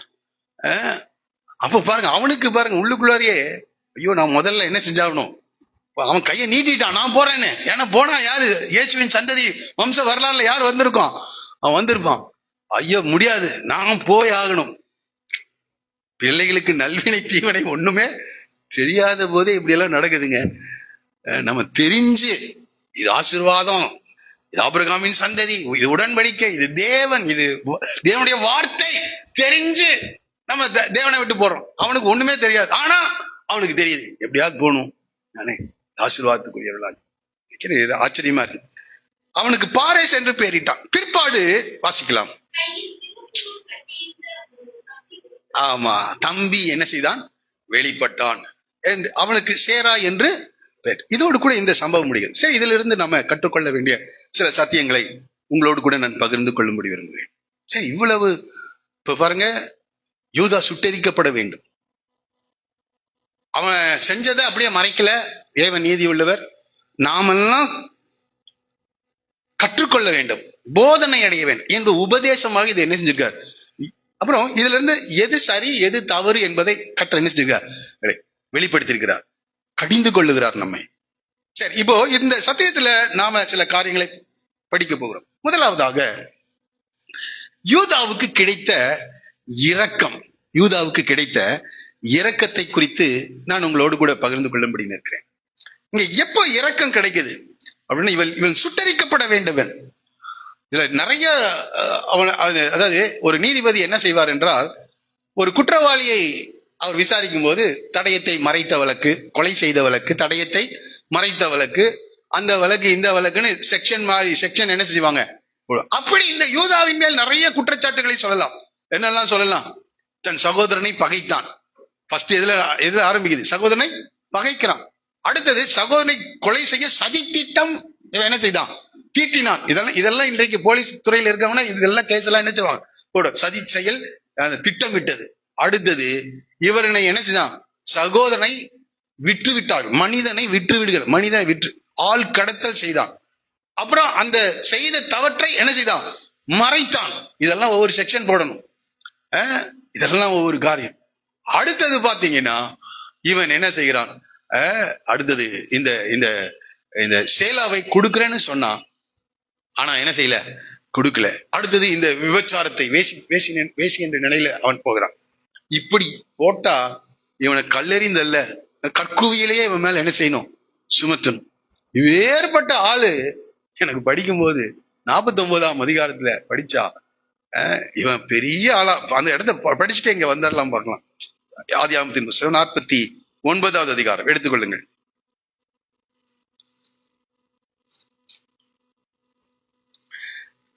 எட்டாவது வசனத்தை வாசிக்கலாமா? சகோதரரால் புகழப்படுபவன் ஏங்க அவகீர்த்தி உண்டாகாதபடிக்கு அப்படின்னு படிக்கிறோம். அவனுக்கு அவகீர்த்தி உண்டாகணும்னே ஆண்டவர் என்ன செஞ்சிட்டாரு? 38 எழுதி வச்சிருக்கிறார். ஆனா 49க்கு வரும்போது யாக்கோபு சொல்றார், சகோதரரால் புகழப்படுபவன். அப்ப அவகீர்த்தியை தேவன் என்ன செய்கிறார்? மாற்றுகிறார். அதான் இங்கே தேவனுடைய கிருபையை நான் சொல்ல விரும்புகிறேன். அவனுடைய துன்மார்க்கமான செயலை எழுதி வைத்து எல்லாரும் படிங்கடான்னு சொல்லிட்டாரு. ஆனால் அவன் சகோதரரால் புகழப்படுகிறவனாக அவனை தேவன் மாற்றுகிறார். உன் கரம் உன் சத்துருக்குடைய பிடியின் மேல் இருக்கும், உன் தகப்பனுடைய புத்திரர் உன்முன் பணிவார்கள். யூதா பாலசிங்கம், நீ இறை கவர்ந்து கொண்டு ஏறி போனாய். என் மகனே சிங்கம் போலும் கிளச்சிங்கம் போலும் மடங்கி படுத்தான். அவனை எழுப்புகிறவன் யார்? சமாதான கட்டர் வருமளவும் செங்கோல் யூதாவை விட்டு நீங்குவதும் இல்லை. நியாயப்பிரமாணிகன் அவன் பாதங்களை விட்டு ஒழிவதும் இல்லை. ஜனங்கள் அவிடத்தில் சேருவார்கள். இப்படி நல்ல வார்த்தைகளை எல்லாம் யாக்கோபு என்ன செய்கிறார்? சொல்லி கடந்து செல்கிறார். அப்போ இவ்வளவு தவறை செய்த இவனுக்கு எப்படி இந்த இரக்கம் கிடைச்சது, இந்த கிருபை கிடைத்ததுன்னா, ஃபர்ஸ்ட் அவன் தன்னுடைய தவறை எங்கே உணர்கிறான் என்றால், இந்த தாமார் கிட்ட சொல்றான். தாமார் கொண்டு வந்து கொடுத்தோன்னு சொல்றான், அவள் என்னை பார்க்கிலும் நீதி. எப்பொழுது நம்முடைய தவறை நாம் உணர்கிறோமோ அங்கே இரக்கம் கிடைக்கிறது. தன் பாவங்களை மறைக்கிறவன் வாழ்வடைய மாட்டான்.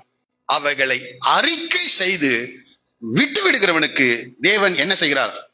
ஆமா, இரக்கத்தை அவன் என்ன செய்கிறான்? பெற்றுக்கொள்ளுகிறவனா இருக்கிறான். இந்த காலை வேளை கர்த்தனோடு பேசல. நீங்க மற்றவர்களை குற்றம் சொல்லிக் கொண்டே இருக்கிற வரைக்கும் நான் சொல்லுகிறேன், உங்களுக்கு அவகீர்த்தி வந்து கொண்டே இருக்கும். உங்களுடைய தவறுகள் வெளிப்படுத்தப்படும், வாழ்வடைய முடியாது. ஆனால் என்றைக்கு தன்னுடைய குற்றத்தை மனிதர்கள் ஒத்துக்கொள்ளுகிறார்களோ, அவள் என்னை பார்க்கிலும் நீதி உள்ளவள் என்று சொன்னார். அங்கே தேவனுடைய இரக்கத்தை அவள் பெறுகிறாள். ஒரு வசனத்தை அதற்காக வாசிக்கலாம். லூக்கா எழுதின சுவிசேஷம் 13ஆம் அதிகாரம் 3வது வசனம்.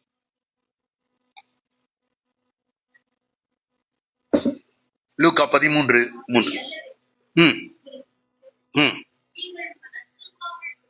நீங்கள் மனம் திரும்பாமல் போனால், இயேசு சொன்ன வார்த்தை, நீ மனம் திரும்பாமல் போனால் என்ன செஞ்சிருவ?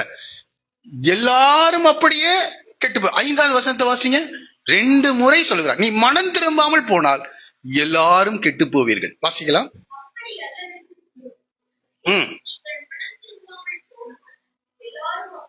எல்லாரும் அப்படியே. நன்றாய் இந்த காலவில் திரும்பவும் உன் வாழ்க்கையில் இருக்கிற அவகிருத்தியை சகோதரால் புகழப்படுகிறவனாக தேவனால் மாற்ற முடியும்.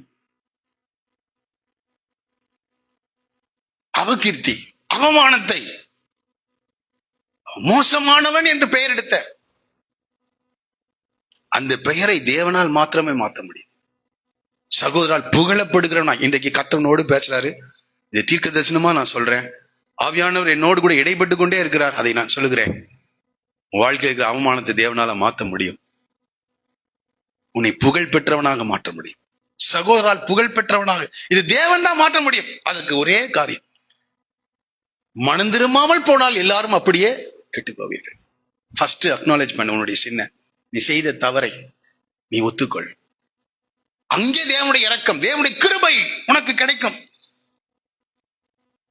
எல்லாருமே தவறு செய்தவர்கள் தான். ரோமர் நிருபத்துல அதை நம்ம படிக்கிறோம். ரோமர் நிருபம் 3வது அதிகாரத்தை தயவு செய்து எடுத்துக்கொள்ளுங்கள்.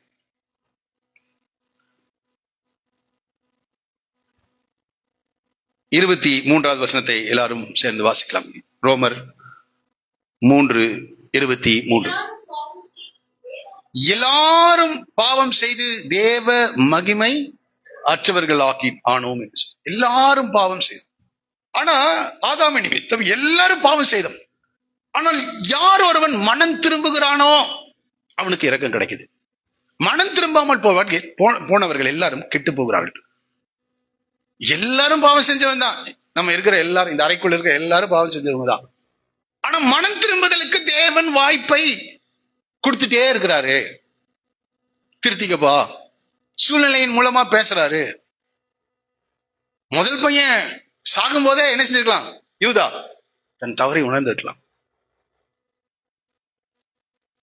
உணரல.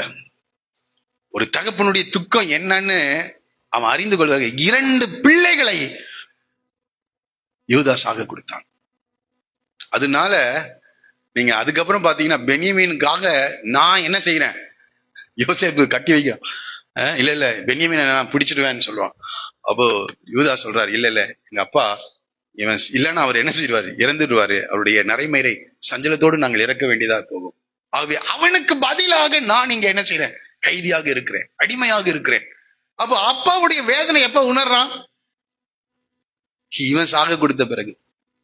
இன்றைக்கு அநேகருக்கு தேவனுடைய வார்த்தைகளின் மூலமாக எது சரி எது தவறு என்று சொல்லும் போது தெரியாத சத்தியம் இப்படி கடினமான சூழ்நிலையின் வழியாக நடக்கும் போதுதான் அவங்களுக்கு புத்தி என்ன செய்யுது வருகிறது.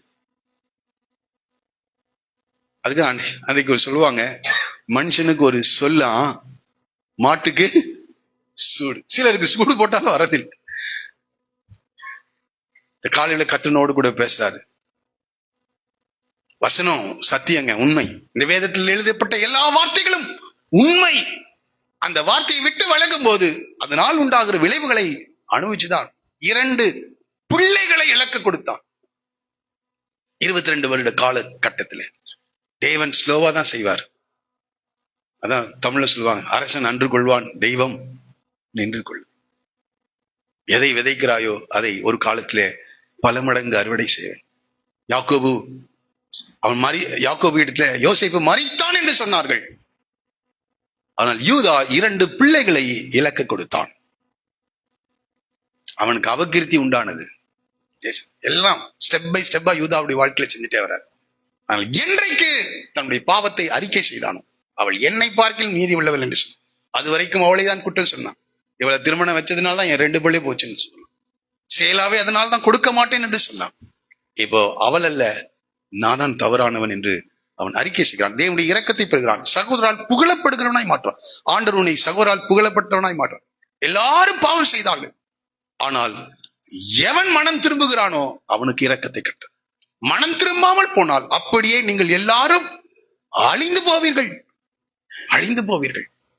ஆகவே எல்லாரும் பாவம் செய்தார்கள். சரி, 6ஆம் அதிகாரம் ரோமர் 6:23 வாசிக்கலாம். ரோமர் 6:23.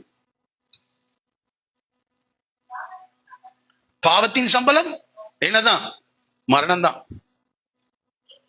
கிருபை வரமோ இயேசு கிறிஸ்துவினால் உண்டான இந்த இயேசு கிறிஸ்து கிருபையை அவர் வெளிப்படுத்துகிறார். மனம் திரும்பி வா, நான் பாவத்தை எல்லாம் மன்னித்து நித்திய ஜீவனை கொடுக்கிறேன். இயேசு கிறிஸ்துவினால் உண்டான நித்திய ஜீவனின் ஆசீர்வாதம். உன்னை புகழ் பெற்றவனாய் தேவன் மாற்ற விரும்புகிறார். இந்த சமுதாயத்துல புகழ் பெற்றவனாக தேவன் மாற்ற விரும்புகிறார். சரி, அடுத்ததாக இன்னொரு காரியத்தை நான் உங்களுக்கு காண்பிக்க விரும்புகிறேன். இங்கே யூதா தேவனுடைய கிருபையை பெற்றுக்கொண்டான். யூதா தேவனுடைய கிருபை பெற்று இன்னொரு காரியம் வாசிக்கலாம். வெளிப்படுத்தின விசேஷம் 5ஆம் அதிகாரம் 3-4 வசனங்கள்.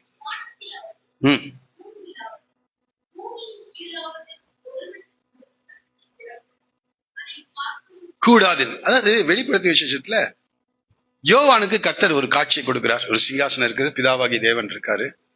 அவருடைய கையில 24 மூப்பர்கள் சூழ்ந்து நிற்கிறாங்க. அவருடைய கையில ஒரு புஸ்தக சுருள் இருக்கான். யார் கையில? பிதாவுடைய கையில புஸ்தக சுருள். அந்த புஸ்தக சுருள் 7 முத்திரைகள் முத்திரைக்கப்பட்ட ஒரு சுருள். அதாவது யாரும் ஓபன் பண்ண முடியாது. அந்த புஸ்தக சுருள்ல இந்த பூமியை குறித்து இனி சம்பவிக்க போகிறவர்கள் எல்லாம் என்ன செஞ்சிருக்கிறார்? ஆண்டவர் பிதாவாகி தேவன் எழுதி வைத்திருக்கிறார். அந்த சுருள் புஸ்தகம் யார் கையில இருக்கு? பிதாவாகி தேவனுடைய கையில இருக்கு. அப்ப அதுல எழுதப்பட்டிருக்கு. இந்த யோவானுக்கு ரொம்ப ஆச்சரியம். நமக்கு எப்போதுமே நாளைக்கு என்ன நடக்கும் நமக்கு எல்லாருக்கும் என்ன செய்யணும்? தெரிஞ்சுக்கணும். இந்த பூமியை குறித்து தேவனுடைய திட்டம் என்ன யோவானுக்கு தெரியணும். இப்ப யோவான் யாரு போய் கேட்கறது? பிதா கிட்ட. யாருக்கு அதை அந்த புஸ்தகத்தை வாங்கி அதை படிக்க அதிகாரம் இருக்கு? இதை பார்த்த உடனே இவர் அழ ஆரம்பிக்கிறார். அப்ப சொல்றார், வானத்திலாவது பூமியிலாவது பூமியின் கீழாவது ஒருவனும் அந்த புஸ்தகத்தை திறக்கவும் அதை பார்க்கவும் கூடாது இருந்தது. பார்க்க கூட முடியாதாம்.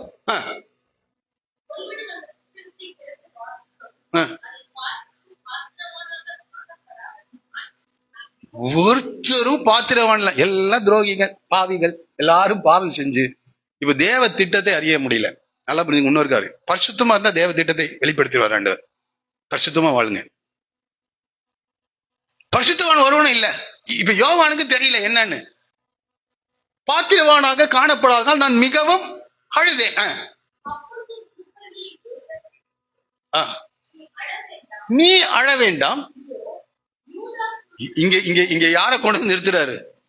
யூதா எங்க வந்து நிக்கிறான்? இவன் வரவே கூடாதுங்க இங்க. ஆனா எப்ப மனம் திரும்பினானோ அவன் பேர் எங்க கொண்டு வந்து நிறுத்துறாரு? வெளிப்படுத்தின விசேஷத்துல கொண்டு அவன் சகோதரால் புகழப்பட்டான், ரொம்ப நல்லது. இந்த இந்த 8ஆம் புத்தகத்துல எல்லாம் பாத்தீங்கன்னா அந்த இஸ்ரவேலுடைய பாளையத்துல முன்னாடி போறதே யாருதான்? யூதா தான். இப்படி எல்லாம் சரி, இதெல்லாம் பூமிக்குரியது. ஆனா இங்க சொல்றாரு யூதா கோத்திரத்து சிங்கமும் தாவீதின். அப்போ இயேசுவை குறித்து சொல்லும் போது யார் பேர் முன்னாடி வருது? யூதாவுடைய பேர்.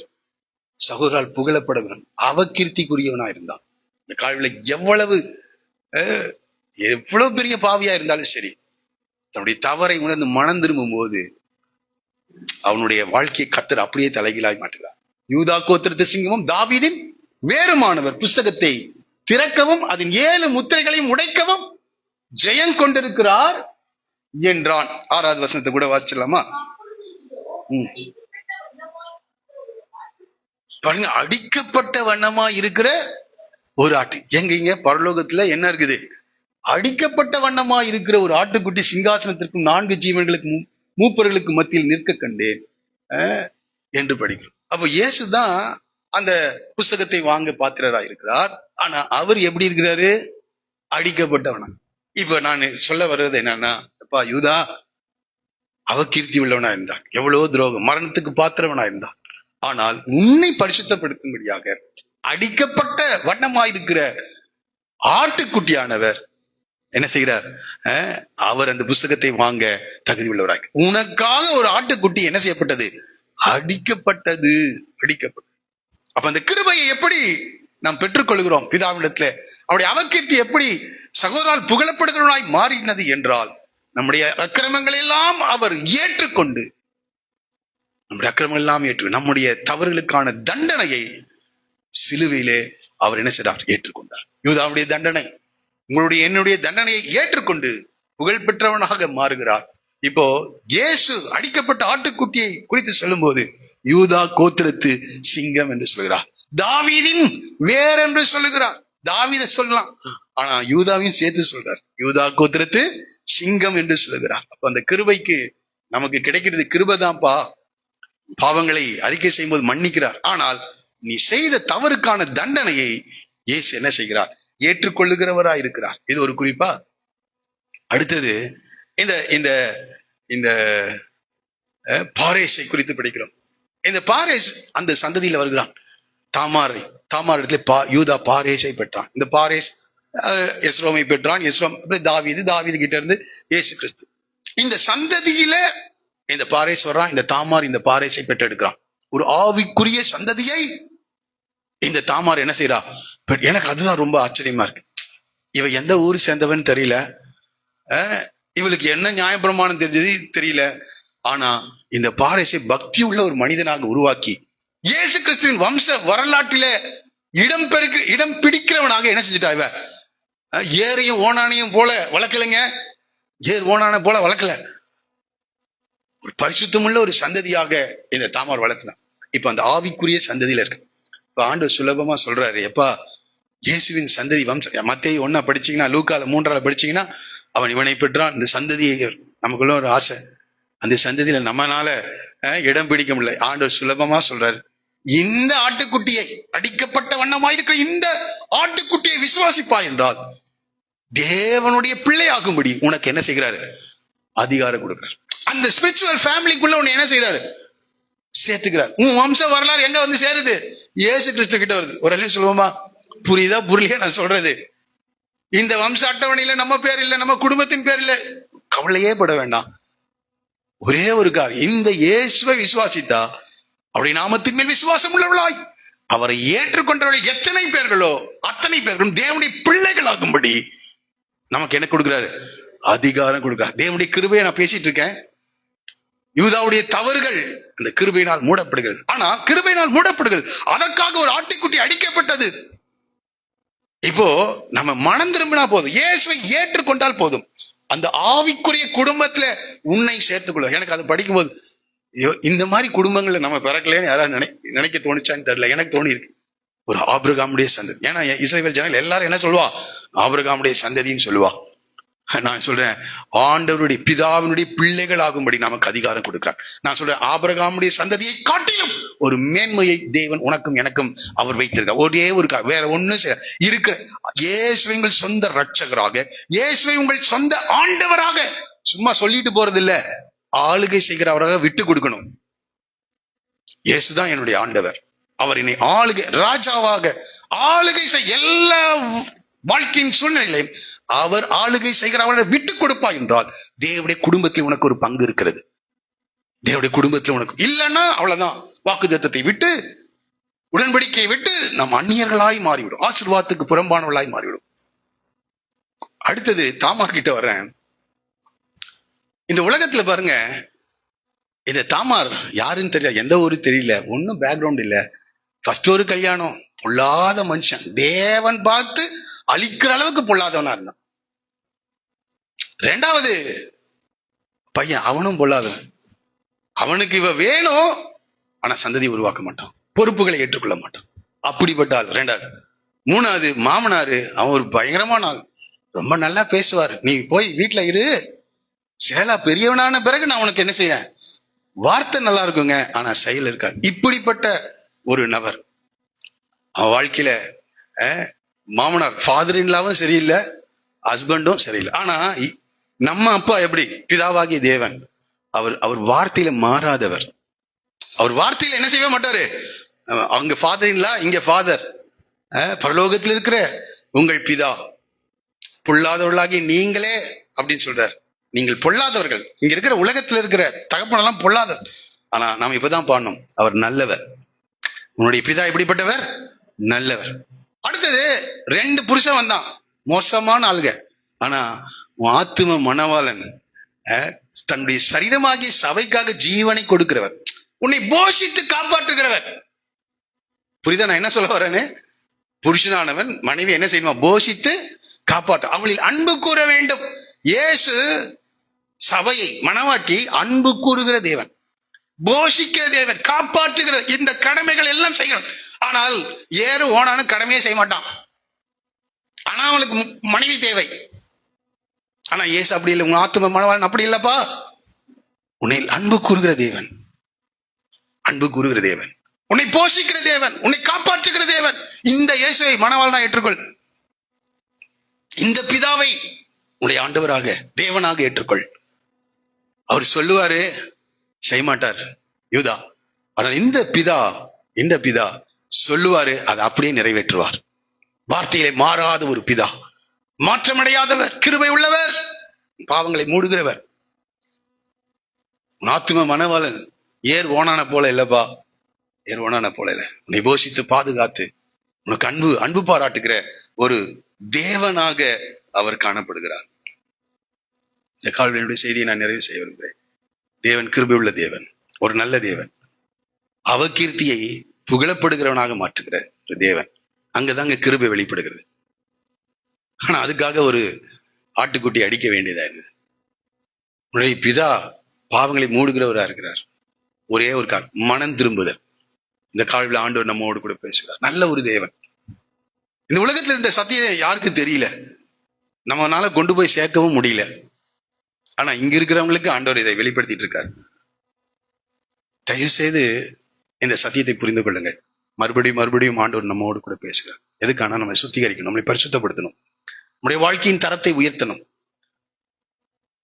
நான் ஒரு காரியத்தை உங்களோடு கூட பகிர்ந்து கொள்றேன். சில வீடியோஸ, சிலருடைய பேட்டிகள் எல்லாம் நான் கேட்கிறேன். ஆவிக்குரியவர்களை, நம்மால் இந்த கோயம்புத்தூர் பகுதியில அல்லது மற்றவருடைய சுவிசேஷத்தை சொல்ல நம்மால் முடியவில்லை.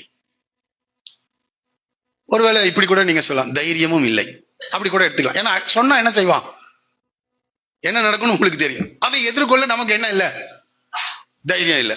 அதை நான் ஒத்துக்கிறேன். ஆனா ஒரு காரியம் மட்டும் நாம புரிந்து கொள்ளலாம். இந்த உலகம் இருளுக்குள் இருக்கிறது. பிலிப்பியர்ல பவுல் சொல்றாரு, ஜீவ வசனத்தை பிடித்து கொண்டு, கோணலும் மாறுபாடுமான இந்த உலகத்தின் நடுவே ஜீவ வசனத்தை பிடித்துக் கொண்டு உலகத்திலே சுடர்களை போல பிரகாசிக்க முடியுமா முடியாதா? இப்போ நாம நடமாடும் நிருபங்களா மாறிடலாம். நம்மளுடைய வாழ்க்கையை அவன் பார்க்கட்டும். நான் சொல்றது, இப்ப போய் உங்களுடைய வேலை ஸ்தலங்களிலேயோ உங்களுடைய குடும்பங்களிலேயோ சுவிசேஷத்தை சொல்ல முடியல, டிராக்ஸ் கொடுக்க முடியல, ஊழியம் செய்ய முடியல, பரவாயில்ல. ஆனா இந்த வசனத்தை, இந்த தேவனை உண்மையான ரட்சிப்பை எடுத்துக்கொள்ளுங்க. ஆவியானுடைய ஆளுகைக்குள்ள நம்ம வந்துடணும். வசனத்தை நம்ம பிடித்துக் கொண்டு வசனத்தை அனுபவமாக்கி நீங்கள் வேலை செய்கிற சைலன்ஸ் விட்னஸ், அமைதியான சாட்சி இருக்க முடியுமா? இருக்க முடியாதான்? இருக்க முடியும். நான் சொல்லுகிறேன், வார்த்தைகளை காட்டிலும் வாழ்க்கை அதிக சத்தமாய் பேசும். ஒரு பஞ்ச் கொடுத்துட்டு வாங்களேன். உங்க உங்க உங்க சமுதாயத்துல, உங்க குடும்பங்களில, நீங்கள் தங்கி இருக்கின்ற வீடுகளிலே கொஞ்சம் அதுக்கு கொஞ்சம் கஷ்டம்தான் வசனத்தை கை கொள்வது. நீங்கள் குடியிருக்கிற இடத்துல வசனத்தை கை கொள்வது கொஞ்சம் கஷ்டம்தான். அவங்க சிலதெல்லாம் செய்வாங்க, அதெல்லாம் பொறுமையா இயேசுவை பிரதிபலியுங்கள், இயேசுவை பிரதிபலியுங்கள். நிச்சயமாக சொல்கிறேன், வார்த்தைகளை காட்டிலும் வாழ்க்கை அதிக சத்தமாய் பேசும். கடந்த காலத்துல ஒரு பேட்டியை நான் படிச்சேன். ஒரு சபை குறித்து, ஒரு ஆவிக்குரிய தலைவரை குறித்து இன்னொரு ஆவிக்குரிய தலைவர் சொல்றார், அந்த நாட்களிலே அந்த திருச்சபை மக்கள் சுவிசேஷ ஊழியத்துக்கே போகலன்னு சொன்னாங்க. ஆனா அந்த பேட்டியை நான் கேட்டுக்கொண்டிருக்கும் போது ஆண்டவர் என்னோடு கூட பேசினார். அவர்கள் உண்மையான தேவ மனிதர்களை உருவாக்கி விட்டுட்டு போயிட்டாங்க. அந்த மனிதர்கள் மிகப்பெரிய புரட்சியை சென்னையில செய்து முடித்து விட்டார்கள். ஒரு ஸ்லோமா இன்றைக்கு ஆண்டவர் என்னோடு கூட அதுதான் பேசினார். இன்றைக்கு என்னால போய் சுவிசேஷத்தை சொல்ல முடியாது, உண்மையா ஓப்பனா ஒத்துக்கொள்ளுகிறேன். இந்த கோயம்புத்தூர் பகுதியில சுவிசேஷத்தை சொல்ல முடியல. ஆனா உண்மை உள்ள மனிதர்களை உருவாக்க கர்த்தர் ஒரு பொறுப்பை கொடுத்திருக்கிறார். அதை நான் செய்து கொண்டிருக்கிறேன். நீங்கள் உருவானீர்கள் என்றால் உங்கள் மூலமாக உங்கள் குடும்பத்தில் உள்ளவர்கள், உங்கள் அண்டை வீட்டார் ரட்சிக்கப்படுவார்கள். நீங்கள் வேலை செய்கிற இடங்களே சூரியனை போல, சந்திரனை போல வெளிச்சங்களாக மாற முடியும். உங்களிடத்திற்கு ஜாதிகள் உதிக்கிற, உன்னிடத்திற்கு ஜாதிகள் என்ன செய்வாங்க? கடந்து வருவார்கள். சுவிசேஷத்தை உன்னிடத்துல வந்து கேட்பார்கள். நீங்க போய் சொல்ல வேண்டியது அவசியம் இல்லை. உங்களுடைய வாழ்க்கையை பார்த்து, உங்களுடைய செயல்களை பார்த்து, தேவ ஆவியை பெற்ற இவன்னு பார்வனால யாரை ஐடென்டிஃபை பண்ண முடியுது? யோசேப்பை ஐடென்டிஃபை பண்ண முடியுது. பொத்திபாருக்கு தெரியுது யோசேப்போடு கூட கர்த்தர் இருக்கிறார் என்று. தாவீதோடு கூட கர்த்தர் இருக்கிறான் சவுலுக்கே தெரியுது. எவ்வளவு முரட்டாட்டமான மனிதர்களாக இருந்தாலும் சரி, இந்த உலகத்துல துன்மார்க்கமான மனிதர்களாக இருந்தாலும் சரி, உன்னோடு கூட கர்த்தர் இருப்பார் என்றால் அது அங்க வெளிப்படும்.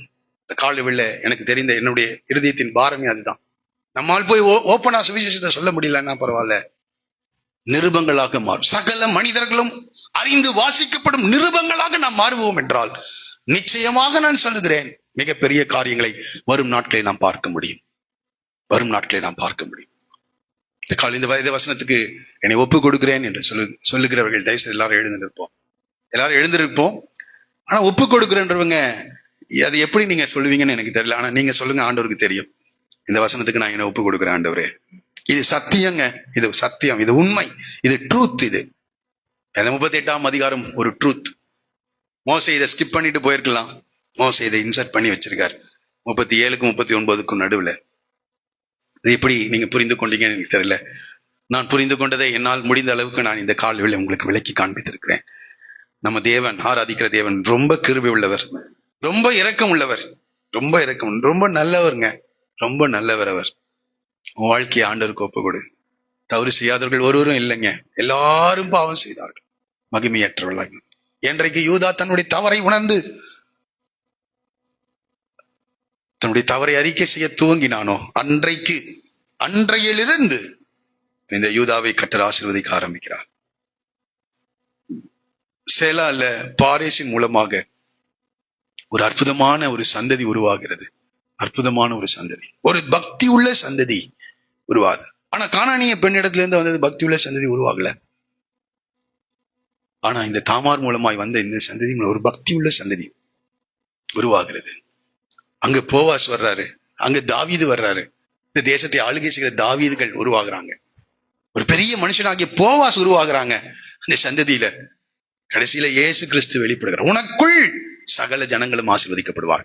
உனக்குள் இன்றைக்கு இருக்கிற இந்த தீர்மானம் பெரிய சந்ததிகள்ல, தலைமுறைகளிலே பெரிய பாதிப்பை உண்டாக்கும். இது எவ்வளவு பூரா புரிந்துக்கலாம் தெரியல. இந்த ரட்சிப்பு பெருசுங்க, தலைமுறைகளில் பாதிப்பை ஏற்படுத்தும், சந்ததிகளிலே பெரிய பாதிப்பை, சமுதாயத்திலே, குடும்பத்திலே பெரிய பாதிப்புகளை இந்த ஒரு தீர்மானம் உருவாக்கும். எல்லாரும் கரங்களை வெட்டி நம்ம ஜெபம் பண்ணணுமா? கொஞ்ச நேரம் எல்லாரும் ஒரு ஜெபத்துல நடத்தும்படி வரும். நீங்களா ஜெபம் பண்ணுங்க, நீங்களா ஜெபம் பண்ணுங்க. இது ஒரு சத்தியங்க, இது உண்மை. தேவன் இதை எழுதி வைத்திருக்கிறார். எனக்கு அநேக இடங்களில் இப்படிப்பட்ட காரியங்கள், சத்தியங்கள் போதிக்கப்படவில்லை. ஆனால் எப்படியோ கிருபையாக, நான் சொல்லுகிறேன், கிருபையாக இந்த சத்தியங்களை கர்த்தர் எனக்கு வெளிப்படுத்துகிறார். என்னுடைய கல்வி அறிவு அல்ல. ஏன்னா நான் இங்க இருக்கிற எல்லாரை காட்டிலும் குறைவாக நான் குறைவாக படித்தவன். இங்க இருக்கிற எல்லாரை காட்டிலும் பாடுகள் உள்ள ஒரு மனிதன், அறிக்கை செய்கிறேன். ஆனால் தேவன் கிருபையாக இந்த சத்தியங்களை எனக்கு வெளிப்படுத்தினார். அதை உனக்கு சொல்லும்படியாக, இந்த கால தீர்க்க தரிசனமாக இந்த வார்த்தையை சொல்லும்படியாக தேவன் என்னை அனுப்பி இருக்கிறார். இது தேவனுடைய வார்த்தை, இது தேவனுடைய உன் வாழ்க்கையை எடுத்து கட்டும்படி தேவன் விரும்புகிறார். வாலிபனே, வாழ்க்கையை கட்டும்படி தேவன் விரும்புகிறார். அது எவ்வளவு அவகீர்த்தி உள்ளதாக இருந்தாலும் சரி, சகோதரரால் புகழப்படுகிற ஒரு மனிதனாய் தேவனால் உன்னை மாற்ற முடியும். ஒரே ஒரு காரியம், மனம் திரும்பி வா. உன் வாழ்க்கையை முழுவதுமா ஒப்புக்கொடு, 100% ஒப்புக்கொடு. தேவ திட்டம் இல்லாமல் ஒன்றும் என் வாழ்க்கையில வேண்டாம் என்று சொல். தேவன் ஒரு மகிமையான எதிர்காலத்தை வைத்திருக்கிறார். எல்லா மனிதர்களுக்கு முன்பாக உன் தலையை உயர்த்துவார். எல்லா மனிதர்களுக்கு முன்பாக. இந்த அதிகாரமே மறக்கப்பட்டு போய்விடும். நமக்கு இன்னைக்கு பேசினதுனால தெரிஞ்சிச்சு. இல்லைன்னா யூதானாலே யுத்தத்துக்கு முன்னாடி போறவன், அதுதான் தெரியும். யூதாவே என்றாலே அந்த பாளையத்தின் முன்வரிசையில அந்த சிங்க கொடியை பிடித்துக் கொண்டு வீர நடை போடுகிறவன், அதுதான் தெரியும். இது அப்படியே மறக்கப்பட்டு போய்விட்டது. இது மறக்கப்பட்டு போய்விட்டது. உன் வாழ்க்கையில கூட சில காரியங்களை தேவன் மறக்கடிப்பார்.